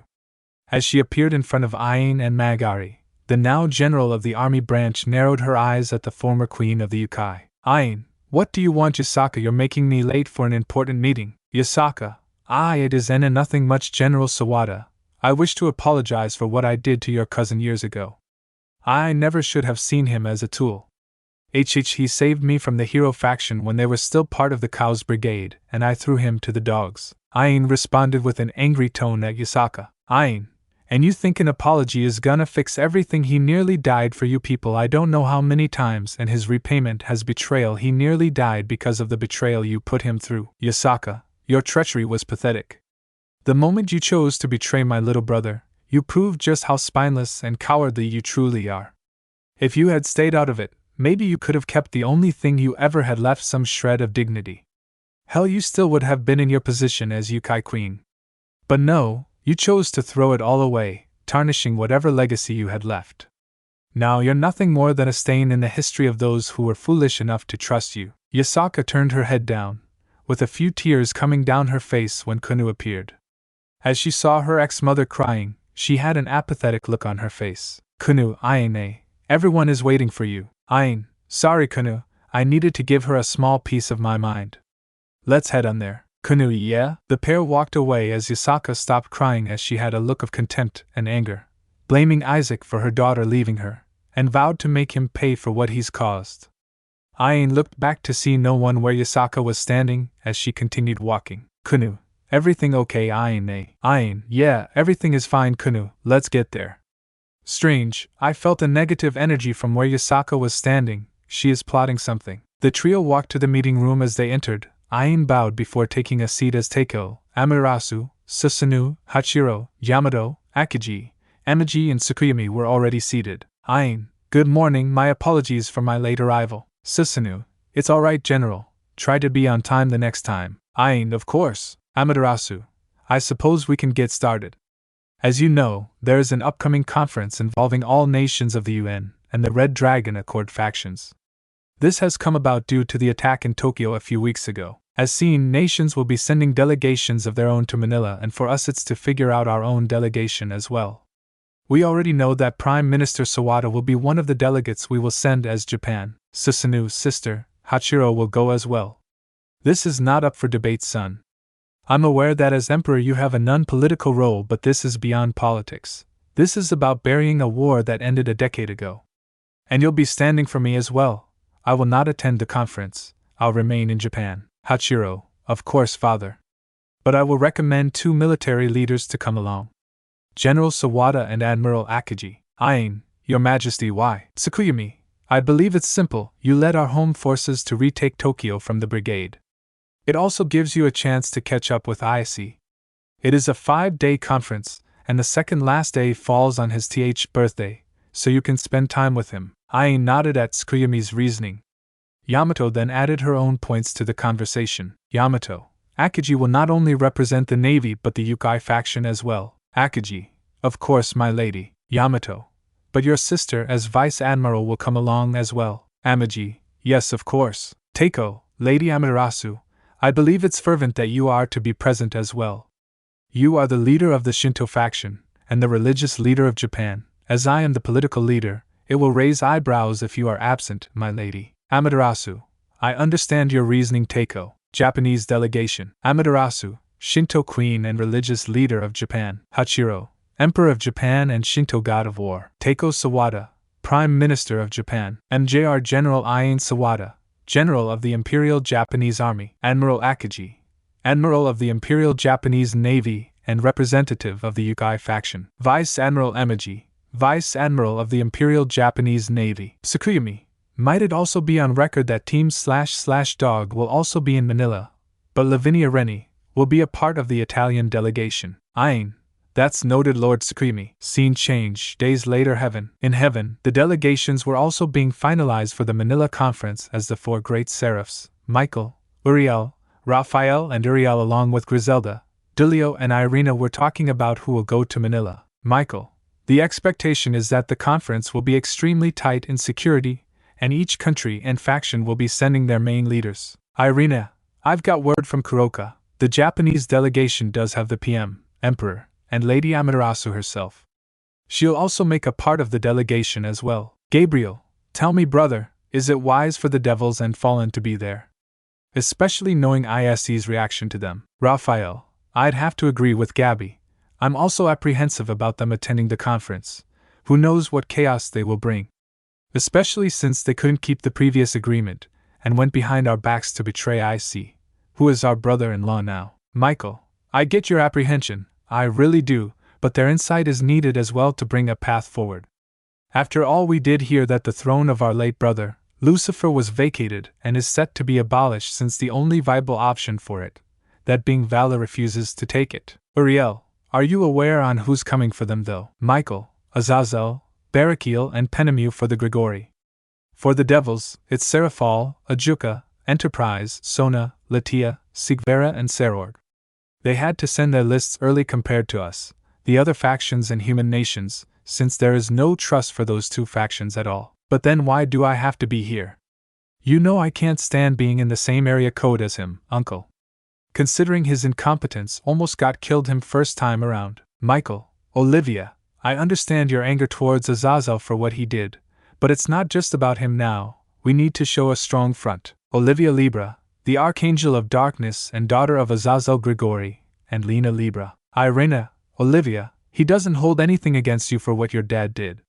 He told you that himself, remember? Olivia, yeah, Irena, I do be you. Irena, Olivia, no buts, they are meant for sitting. Olivia, Mao. Olivia gave a slight pout at Irena, who winked at her. Griselda, now, calm down you two.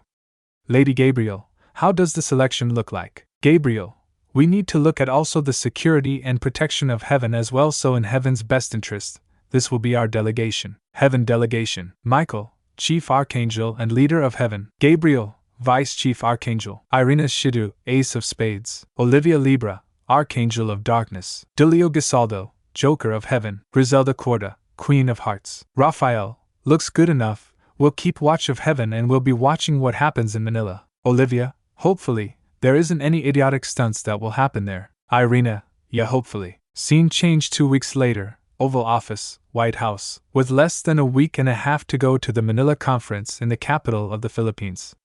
Most of the delegations were set. In the White House, the U.S. was filling its final lists for the conference. Zach, in this incident, we've got the lists of most of the delegates attending the Manila Conference.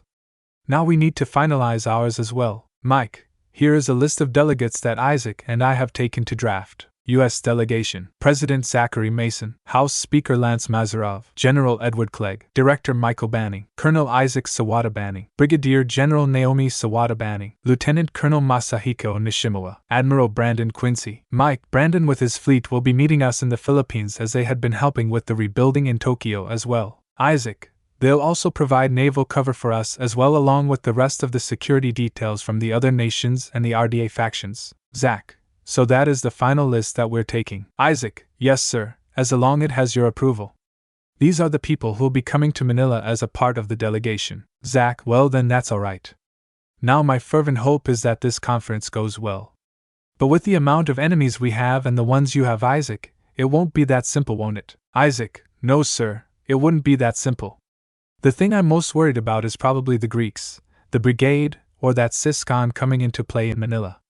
But wishful thinking is that all goes well. Mike, wishful thinking indeed. But it doesn't hurt to hope so. Zach, how is your training going with Tannen and Venelana? Isaac, it's going well. I've gotten a better grip on the power of destruction. She said I am on par with Rias, but I'm still extremely far from getting to the level of her idiot brother. With Tannen Asen, he said I need to be more extremely refined with my draconic ability. Since I possess Ophis power, I can grow stronger with time, but waiting for isn't going to help.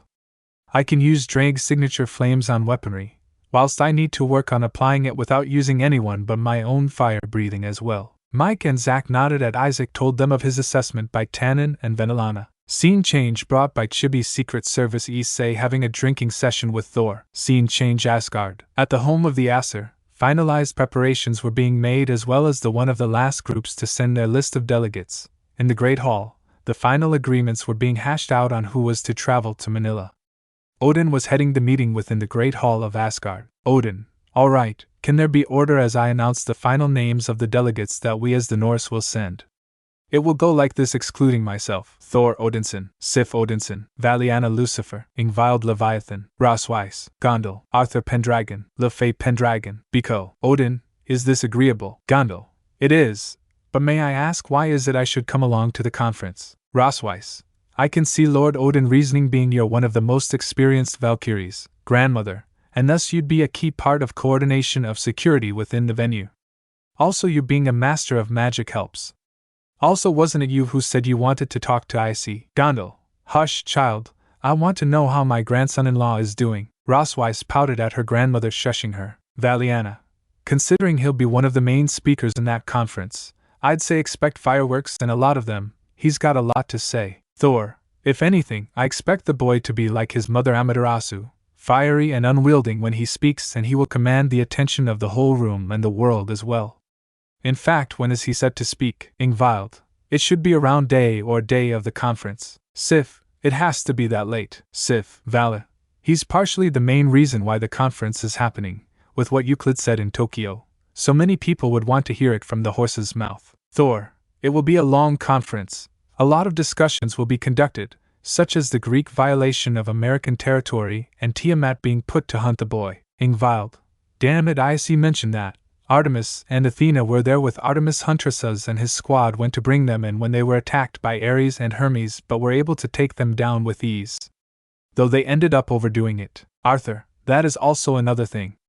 I have no doubt that they'd be calling for a no implementation of the Geneva Convention on the vampires, and maybe the Greeks as well. Le Fay, seriously. Arthur, that's what I'm thinking, seeing that it's humans who are being used as feeding stock by the vampires. The European Union sees it as a dead straight violation of the people of Romania and will call for a temporary suspension of the convention to fight them without restraint. Rossweiss. And we've seen how humans can fight with rules, so I'm fearing what they do with them thrown out the window. Odin. Everyone, we cannot speculate what they will do, but they are our allies and people we must watch over them as we did before our exposure. Scene change. Chaos Brigade hidden base. At the Chaos Brigade's hidden base, the terror organization was making its own preparations to fight back against the Red Dragon Accord factions and now, the human nations as well. Rysavim had the Grail in hand as Euclid and Walburga approached him. Euclid, Lord Rysavim, the tests for the Collider are going well. With the Grail we may be able to access Purgatory and bring others back as well. Rysavim, that is good to hear. And what of our experiment? Walburga looked at the test results and smiled at Rysavim before nodding. Rysavim gave a grin of his own as well as he gave a nod and said, Rysavim, keep monitoring our dear Phoenix, the child she carries will be crucial. See if you can extract and clone it. Walburga, yes my lord. Walburga and Euclid were about to leave when Rysavim called Euclid back. Rysavim, Euclid, remain here. Euclid, is something wrong my lord? Rysavim, tell me, how good are our chances of bringing my fellow second-generation Satans back? Euclid, extremely good Lord Rysavim. We can do so within the next few weeks as well. Rysavim, good, and is it likely to also bring back Father and the other original Satans as well? Euclid, that would be more difficult, but we can try to do so. Rysavim, continue with your research then. Euclid, of course. Scene change. April, Air Force One, Joint Base Andrews, Maryland. President Mason, alright, everyone, let's make this quick. We're on the cusp of history here, and I want to make sure we're all on the same page. This conference in Manila isn't just about diplomacy, it's about setting a new course for our global interaction with the supernatural. General Clegg, your thoughts? Clegg, Mr. President, this conference is a strategic necessity. After the Tokyo attack by the Chaos Brigade, we've seen firsthand the capabilities and threats posed by supernatural entities. Our military needs to integrate with these new realities, and Manila is our first step. The coordination with the Red Dragon Accord factions will be crucial. Mike, I'd like to stress the importance of security. The Chaos Brigade has shown they're not above targeting high-profile events. Manila's security will be under scrutiny from the world. We've got teams working with local forces, but vigilance is key. And on a personal note, I'm proud that my children will be part of this historic moment, but that also makes it personal for me. Isaac, thank you, Dad. I understand the weight of this responsibility. As the Red Dragon Emperor, I not only represent the United States but also act as a bridge between the human and supernatural worlds. My heritage, being the son of Amidarasu, gives us an unprecedented connection to the Shinto faction, which is vital for these talks. Naomi, indeed, Isaac's role is pivotal. His strength and unique position will help in negotiations, ensuring we're seen not just as a military or political power but as a key cultural and spiritual ally. We need to leverage this to strengthen ties with the Angel, Shinto, Hindu, and Norse factions. But to build new ones with countries we once considered our adversaries. Masahiko, from a tactical perspective, we must prepare for any scenario. The supernatural elements mean traditional strategies might not suffice. We're dealing with powers beyond conventional warfare. Our training with Delta Force and the Marine Raiders has included supernatural combat scenarios, but real-world application will be the test. Zach, good points all around. Isaac, your role cannot be overstated. You're not just a delegate, you're a symbol of this new era. The Red Dragon Accord sees you as a sign of hope, of unity. Your connections to these factions are our diplomatic leverage. We need to secure peace, establish protocols, and perhaps more importantly, set the groundwork for mutual respect and understanding. Isaac, understood, Mr. President. I'll do everything in my power to ensure our delegation represents the best of humanity while respecting the supernatural. My mother's teachings have prepared me for this. I know how to speak to these beings not just as a warrior but as a diplomat. Naomi, and I'll support Isaac from a strategic standpoint. We've got plans for multiple outcomes, but flexibility will be our strength. We're ready to adapt and respond to whatever comes our way. Clegg, we'll need to keep our forces on high alert.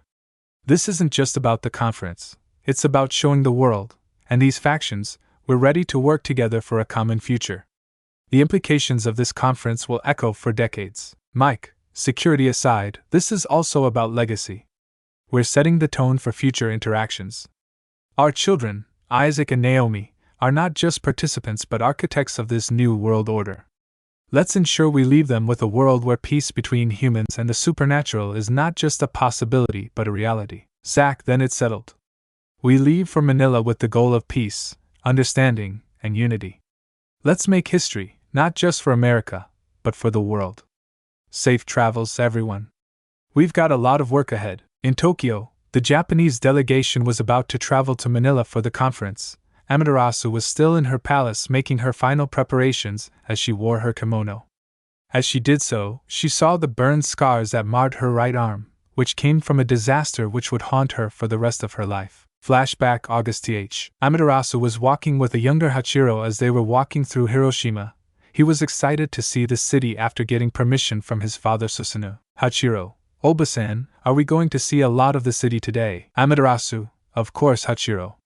But don't go too far from me, your Oto-san will be angry with me if you got lost. Hachiro, okay. As the Shinto pairing walked through the city with the people not knowing of their divine origins as they did so, Hachiro walked forward ahead of his aunt as she kept up with him. Until, boom, a flash of light and a loud sonic boom occurred followed by an intense heat which when Amidarasu felt it coming she went to cover her nephew and protect him. Amidarasu, Hachiro. Amidarasu covered him in time and she was burnt by the heat of the bomb, which was hotter than what she could generate, as her right arm and back bore the brunt of the heat generated. End of flashback. Amidarasu had a tear come down her face as a knock sounded on her door. Hachiro, Oba-san. She quickly wiped the tear upon hearing it was her nephew and got up. Amidarasu, Hachiro. Hachiro, let's go, Raiden has arrived. Amidarasu, of course dear. Amidarasu and Hachiro went to the reception hall as Susanoo, Tsukuyumi, Raiden, Teiko, Aang, Yamato, Akiji and Amiji. Amidarasu had a smile seeing her youngest niece. Amidarasu, welcome back Raiden. Raiden, thank you Oba-san, it's great to be back home. Raiden, younger sister of Emperor Hachiro and youngest daughter of Susanoo. Susanoo, as you know, Raiden, there'll be a human supernatural conference in Manila, convened in the aftermath of the attack here 8 weeks ago. Amidarasu along with Hachiro, Teiko and all the others will travel there. Raiden, father, uncle you're remaining. Tsukuyumi, yes, we can't leave Japan defenseless. Chio is currently undergoing refresher training in the military. Raiden, alright, good luck and be safe all of you. Teiko, of course your highness. Susanoo's sister, a word. Amidarasu, Susanoo and Tsukuyumi went to a private room to converse before traveling. Tsukuyumi, sister, are you alright? Amidarasu, why yes I'm fine. Why do you ask? Susanoo, we can see through you. You're thinking about that day. Amidarasu's head dropped in sadness as she shivered remembering Hiroshima. Her siblings hugged her as a few tears ran down her cheeks. Susanoo, you do know you have to tell both Issei and Hachiro soon. Especially Hachiro since he was with you that day before we locked that memory away. Amidarasu, but what if we induce that trauma on him again? You saw how he was when you found us under that rubble. Susanoo, let him down slowly. When you do, call me and I'll teleport there. Tsukuyumi, and Issei would need know that so to note it before he calls for the nuclear option. Amidarasu nodded in agreement. Amidarasu, okay. Susanoo, time for you to go. But traveling by plane. Amidarasu, it's better especially for Teiko and Aang who aren't used to teleportation. As they went back, the final goodbyes were said at Yatoda Air Force Base. The plane took off. Japanese newscasters covered it. Japanese anchor. And as you can see, the plane carrying the Japanese delegation has taken off from Yokota Air Force Base. The delegates are as follows: Her Excellency, Lady Amidarasu, Goddess of the Sun, His Majesty, the Emperor, Hachiro, His Excellency, Teiko Sawada, Prime Minister, Her Excellency, Yamato, Leader of the Yukai faction, Major General Aang Sawada, Commanding General of the Imperial Army of Japan, Admiral Akiji Kaneda, Commanding Admiral of the Imperial Navy of Japan, Vice Admiral Akiji Kaneda, second-in-command admiral of the Imperial Navy of Japan. Scene change Air Force One. In Air Force One, Isaac, Naomi and Masahiko were all talking, or more like Naomi and Masahiko were laughing at Isaac as he was wiping sweat off his brow. Isaac, what in the hell did Lavinia buy that was worth $M? Naomi, I can guess a lot. Masahiko, you gave her unrestricted access to your account, you should have expected that. Naomi, Masahiko, he's had worse. Irina, Gabriel, Rossweiss, Valley, and Ingvild spent a combined $1 million in one spree. That's literally pennies to him. Masahiko, what laughs hysterically I see, you've got high maintenance girls. Isaac off Masahiko.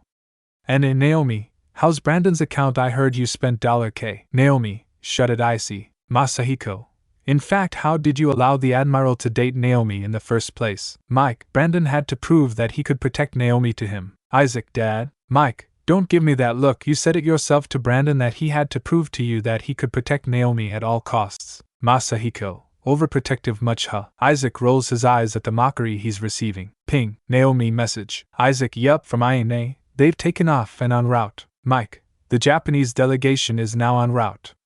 I've heard that the Hindu and Indian delegation will include the Trimurti and Prime Minister of India. Naomi, Indra is not coming. Isaac, the Trimurti, Shiva, Vishnu and Brahma are more like-minded individuals.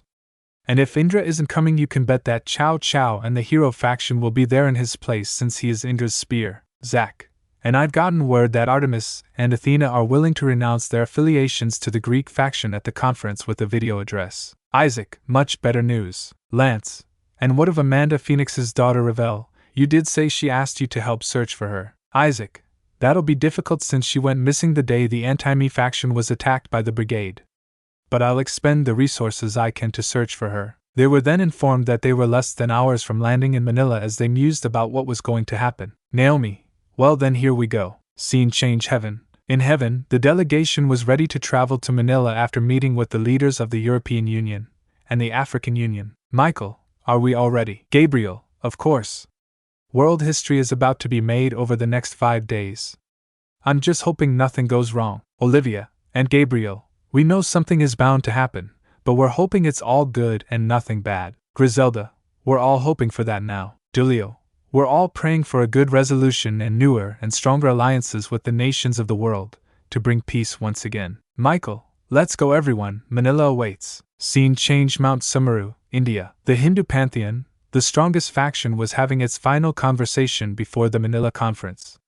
The Trimurti, Shiva, Vishnu, Brahma were conversing with Indra, Parvati along with the Prime Minister of India, Narendra Modi. Modi, Lord Shiva, the setup for the conference is complete, and I am to be aware that yourself, Lord Brahma and Lord Vishnu are to attend as well. Vishnu, that is correct, Prime Minister Modi. As a part of the Red Dragon Accord factions, it would raise eyebrows if we didn't attend.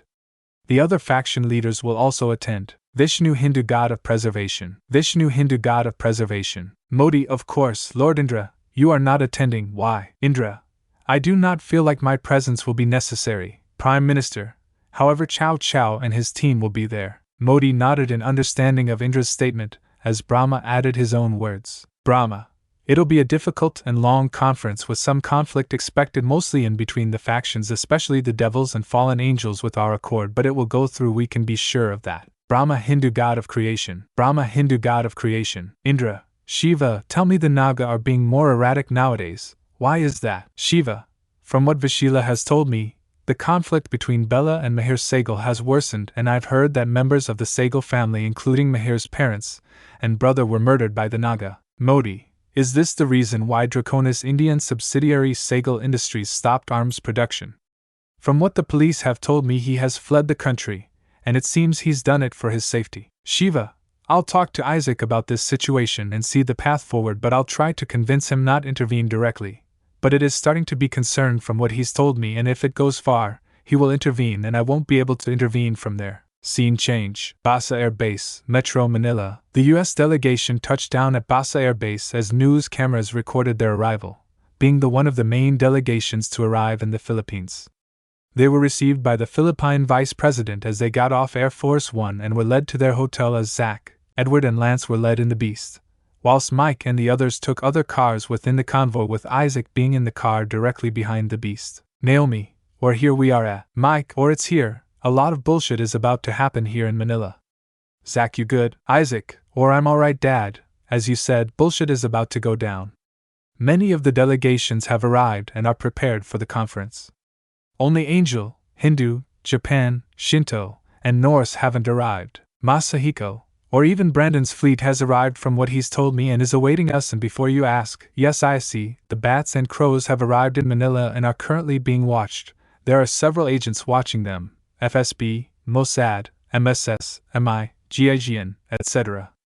They didn't get a warm welcome from the Filipino people. With the country being a majority Catholic country, you can imagine what insults were thrown at them, including attempted exorcisms. Isaac deserved. Scene change. Devil Faction Delegation lodging. The Devil Faction's delegation was watching the arrival of the United States delegation as they had conversation between themselves. Seraphal, man, I knew we were not going to get a good reception here, but dear Lucifer, I underestimated the amount of hate people would have for us. Sona, you're right.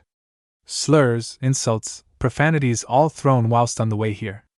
I'm pretty sure we're being watched by some spies. Flashback. Scene. Ninoy Aquino International Airport, Manila. The Devil Faction delegation steps out of their private jet onto the tarmac, greeted by a furious crowd held back by a thin line of security personnel.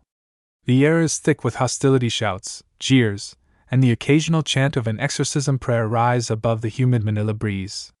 The delegation members Seraphal Leviathan, Ajuka Beelzebub, Sona Sitri, Serord Baal, Riser Phoenix, Latia Astaroth, and Ionava Amon stand together, their expressions ranging from stoic to visibly uncomfortable. Crowd member, screaming, traitors, you sold out Isaac, you demon bastards. Crowd member, waving a crucifix, begone, foul spirits, in the name of the Father, the Son. Crowd member, interrupting, shut it, Padre, these devils don't deserve prayers, they deserve a stake. Seraphal Leviathan, forcing a smile, whispering to the group, well, this is lively.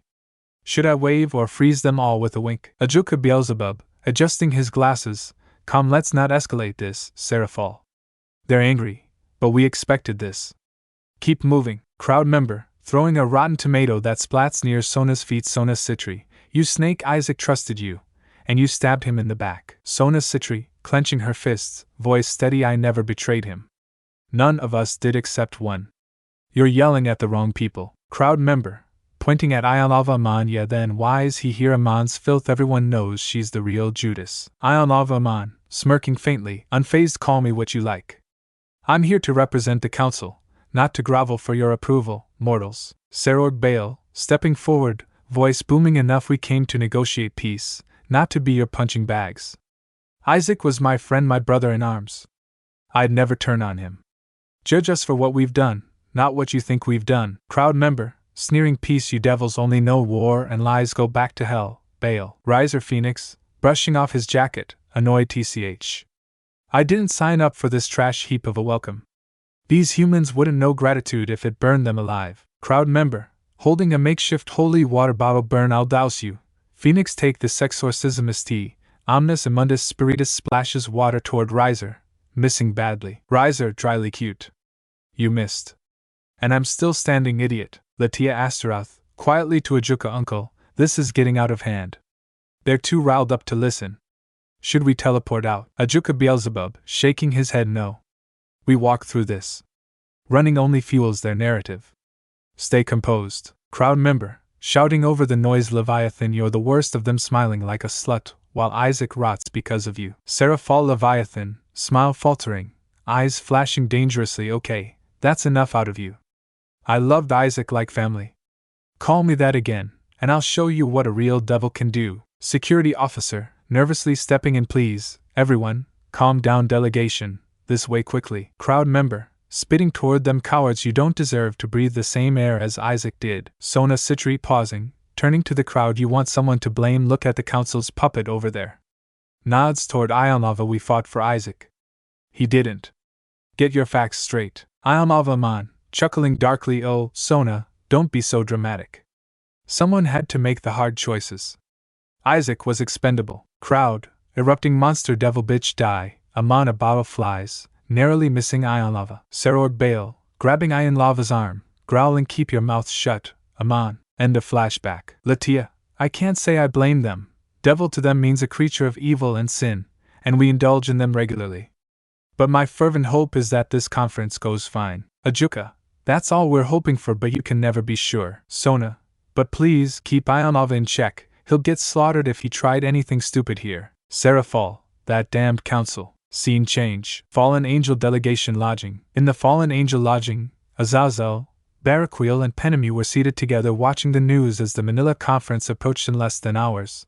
Azazel had a swig of whiskey as they remembered their reception when they arrived in Manila. Penemu, Azazel, you have to stop drinking, it's not going to help. Azazel, Penemu, you saw how those humans saw us, slurs, insults. Penemu sighed as she remembered how the people of Manila welcomed them. Flashback. The fallen angel leaders Azazel, Baraquil, and Penemu step off their aircraft, wings subtly folded beneath cloaks. A furious mob awaits, hurling insults, objects, and half-hearted exorcisms. The crowd's rage is fueled by Isaac's betrayal, with Azazel once a father figure to him and Aquino, Baraquil's daughter, one of the main culprits though she's not present. Security struggles to maintain order as the air fills with venom. Crowd member, screaming MGA traitor, traitors, Azazel, you bastard, Isaac loved you like a dad, and you let him rot. Crowd member, waving a rosary, fallen filth, Alice Kao, MGA demon Yong Walong Pusso, get out, heartless demons. Crowd member, throwing a slipper, Tanjanang MGA Ahel Kao, ING angels, betrayed Isaac for what power? Azazel, sighing, hands in pockets, well, this is a warm welcome. Guess I should have brought a shield instead of a grin. Baraquil, stone-faced, voice low, they don't know the truth. Isaac, he'd understand why I couldn't stop it. Penemu, adjusting her hair, coolly let them scream. Mortals love a scapegoat. Crowd member, pointing at Azazel, you piece of shit, Isaac called you Toddy, dad, and you let that puta Aquino stab him in the back. Azazel, pausing, eyes darkening, watch your mouth about him. I didn't let anything happen, Aquino made her choice. I tried to save him. Crowd member, hurling a mango, Baraquil, your daughter's a demon young Bobby, demon woman, she ruined Isaac after he fixed your sorry family Putangina MOU. Baraquil, clenching his fists, voice trembling, Aquino, she broke my heart too. Isaac brought us together, and she threw it away. Don't think I'm not grieving. Crowd member, splashing holy water, exorcismisti, MGA Bastos na hell, you rude angels, Kawawa Anasawa Mo. Baraquil, poor your wife, stuck with shallow trash like you and Aquino. Baraquil, snapping, lightning crackling in his hand, leave Shuri out of this, she's suffered enough, you don't get to pity her, you ignorant fools. Azazel, grabbing Baraquil's arm, easy, big guy. They're just venting. Let's keep moving. Crowd member, yelling at Penemu and you, Penemu Ganda Mo Ra, Paroa saying Malaking Gago Ka, they say you're beautiful, but you're a big idiot, all of you betrayed him. Penemu, smirking faintly, flattery and insults in one breath, I'm almost impressed.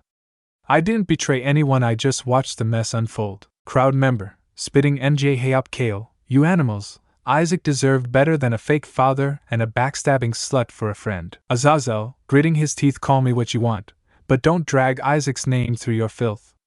I raised him like my own, losing him kills me every day. Security officer, frantic, please sirs, Maya move quickly, the crowd's losing it. Crowd member, throwing a bottle, MGA Walang Quentang Ahel, worthless angels, Aquino's a puta, whore, and you're all just as bad, Mamadi Kao, die. Baraquil, quietly, to himself, Aquino, how did it come to this? Isaac fixed us, and you broke everything. Crowd member, sneering, cry all you want, Baraquil, your wife's the only one worth a damn in your family, MGA Yulal Kao, you fools. Penemu, dryly, charming people.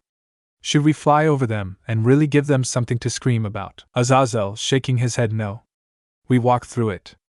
Isaac would love to see this though.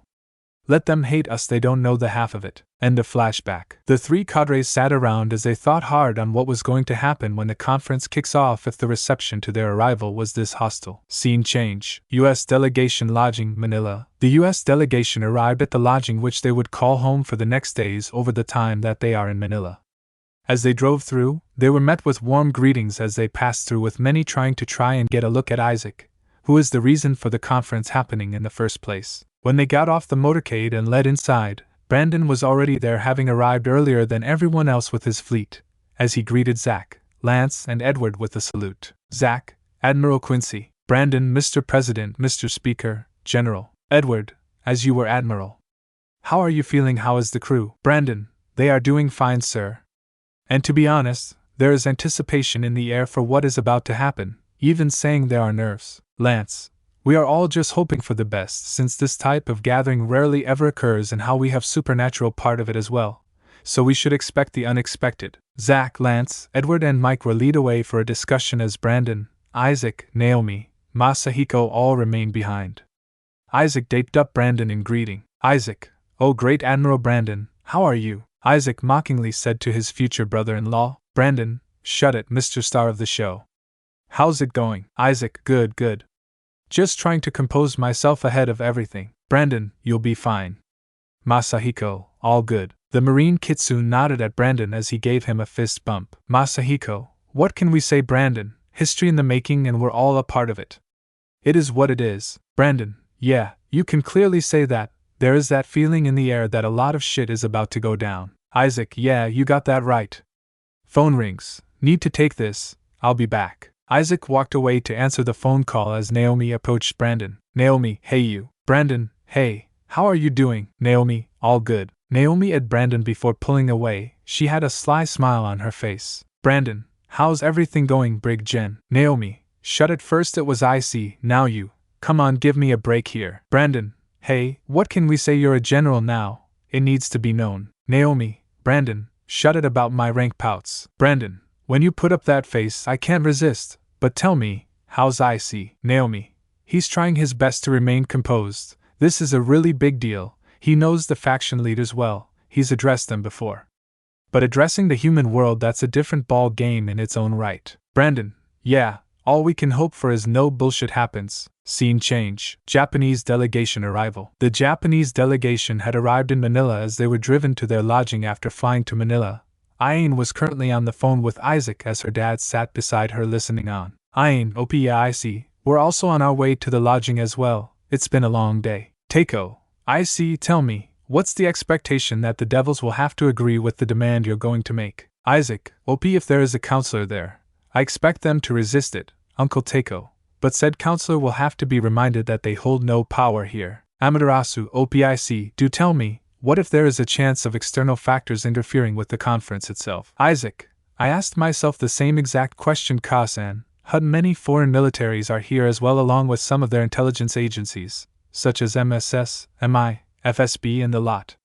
So it'll be extremely tight, but I am opening the door to potential interfere from the Brigade. They have a reason to do so.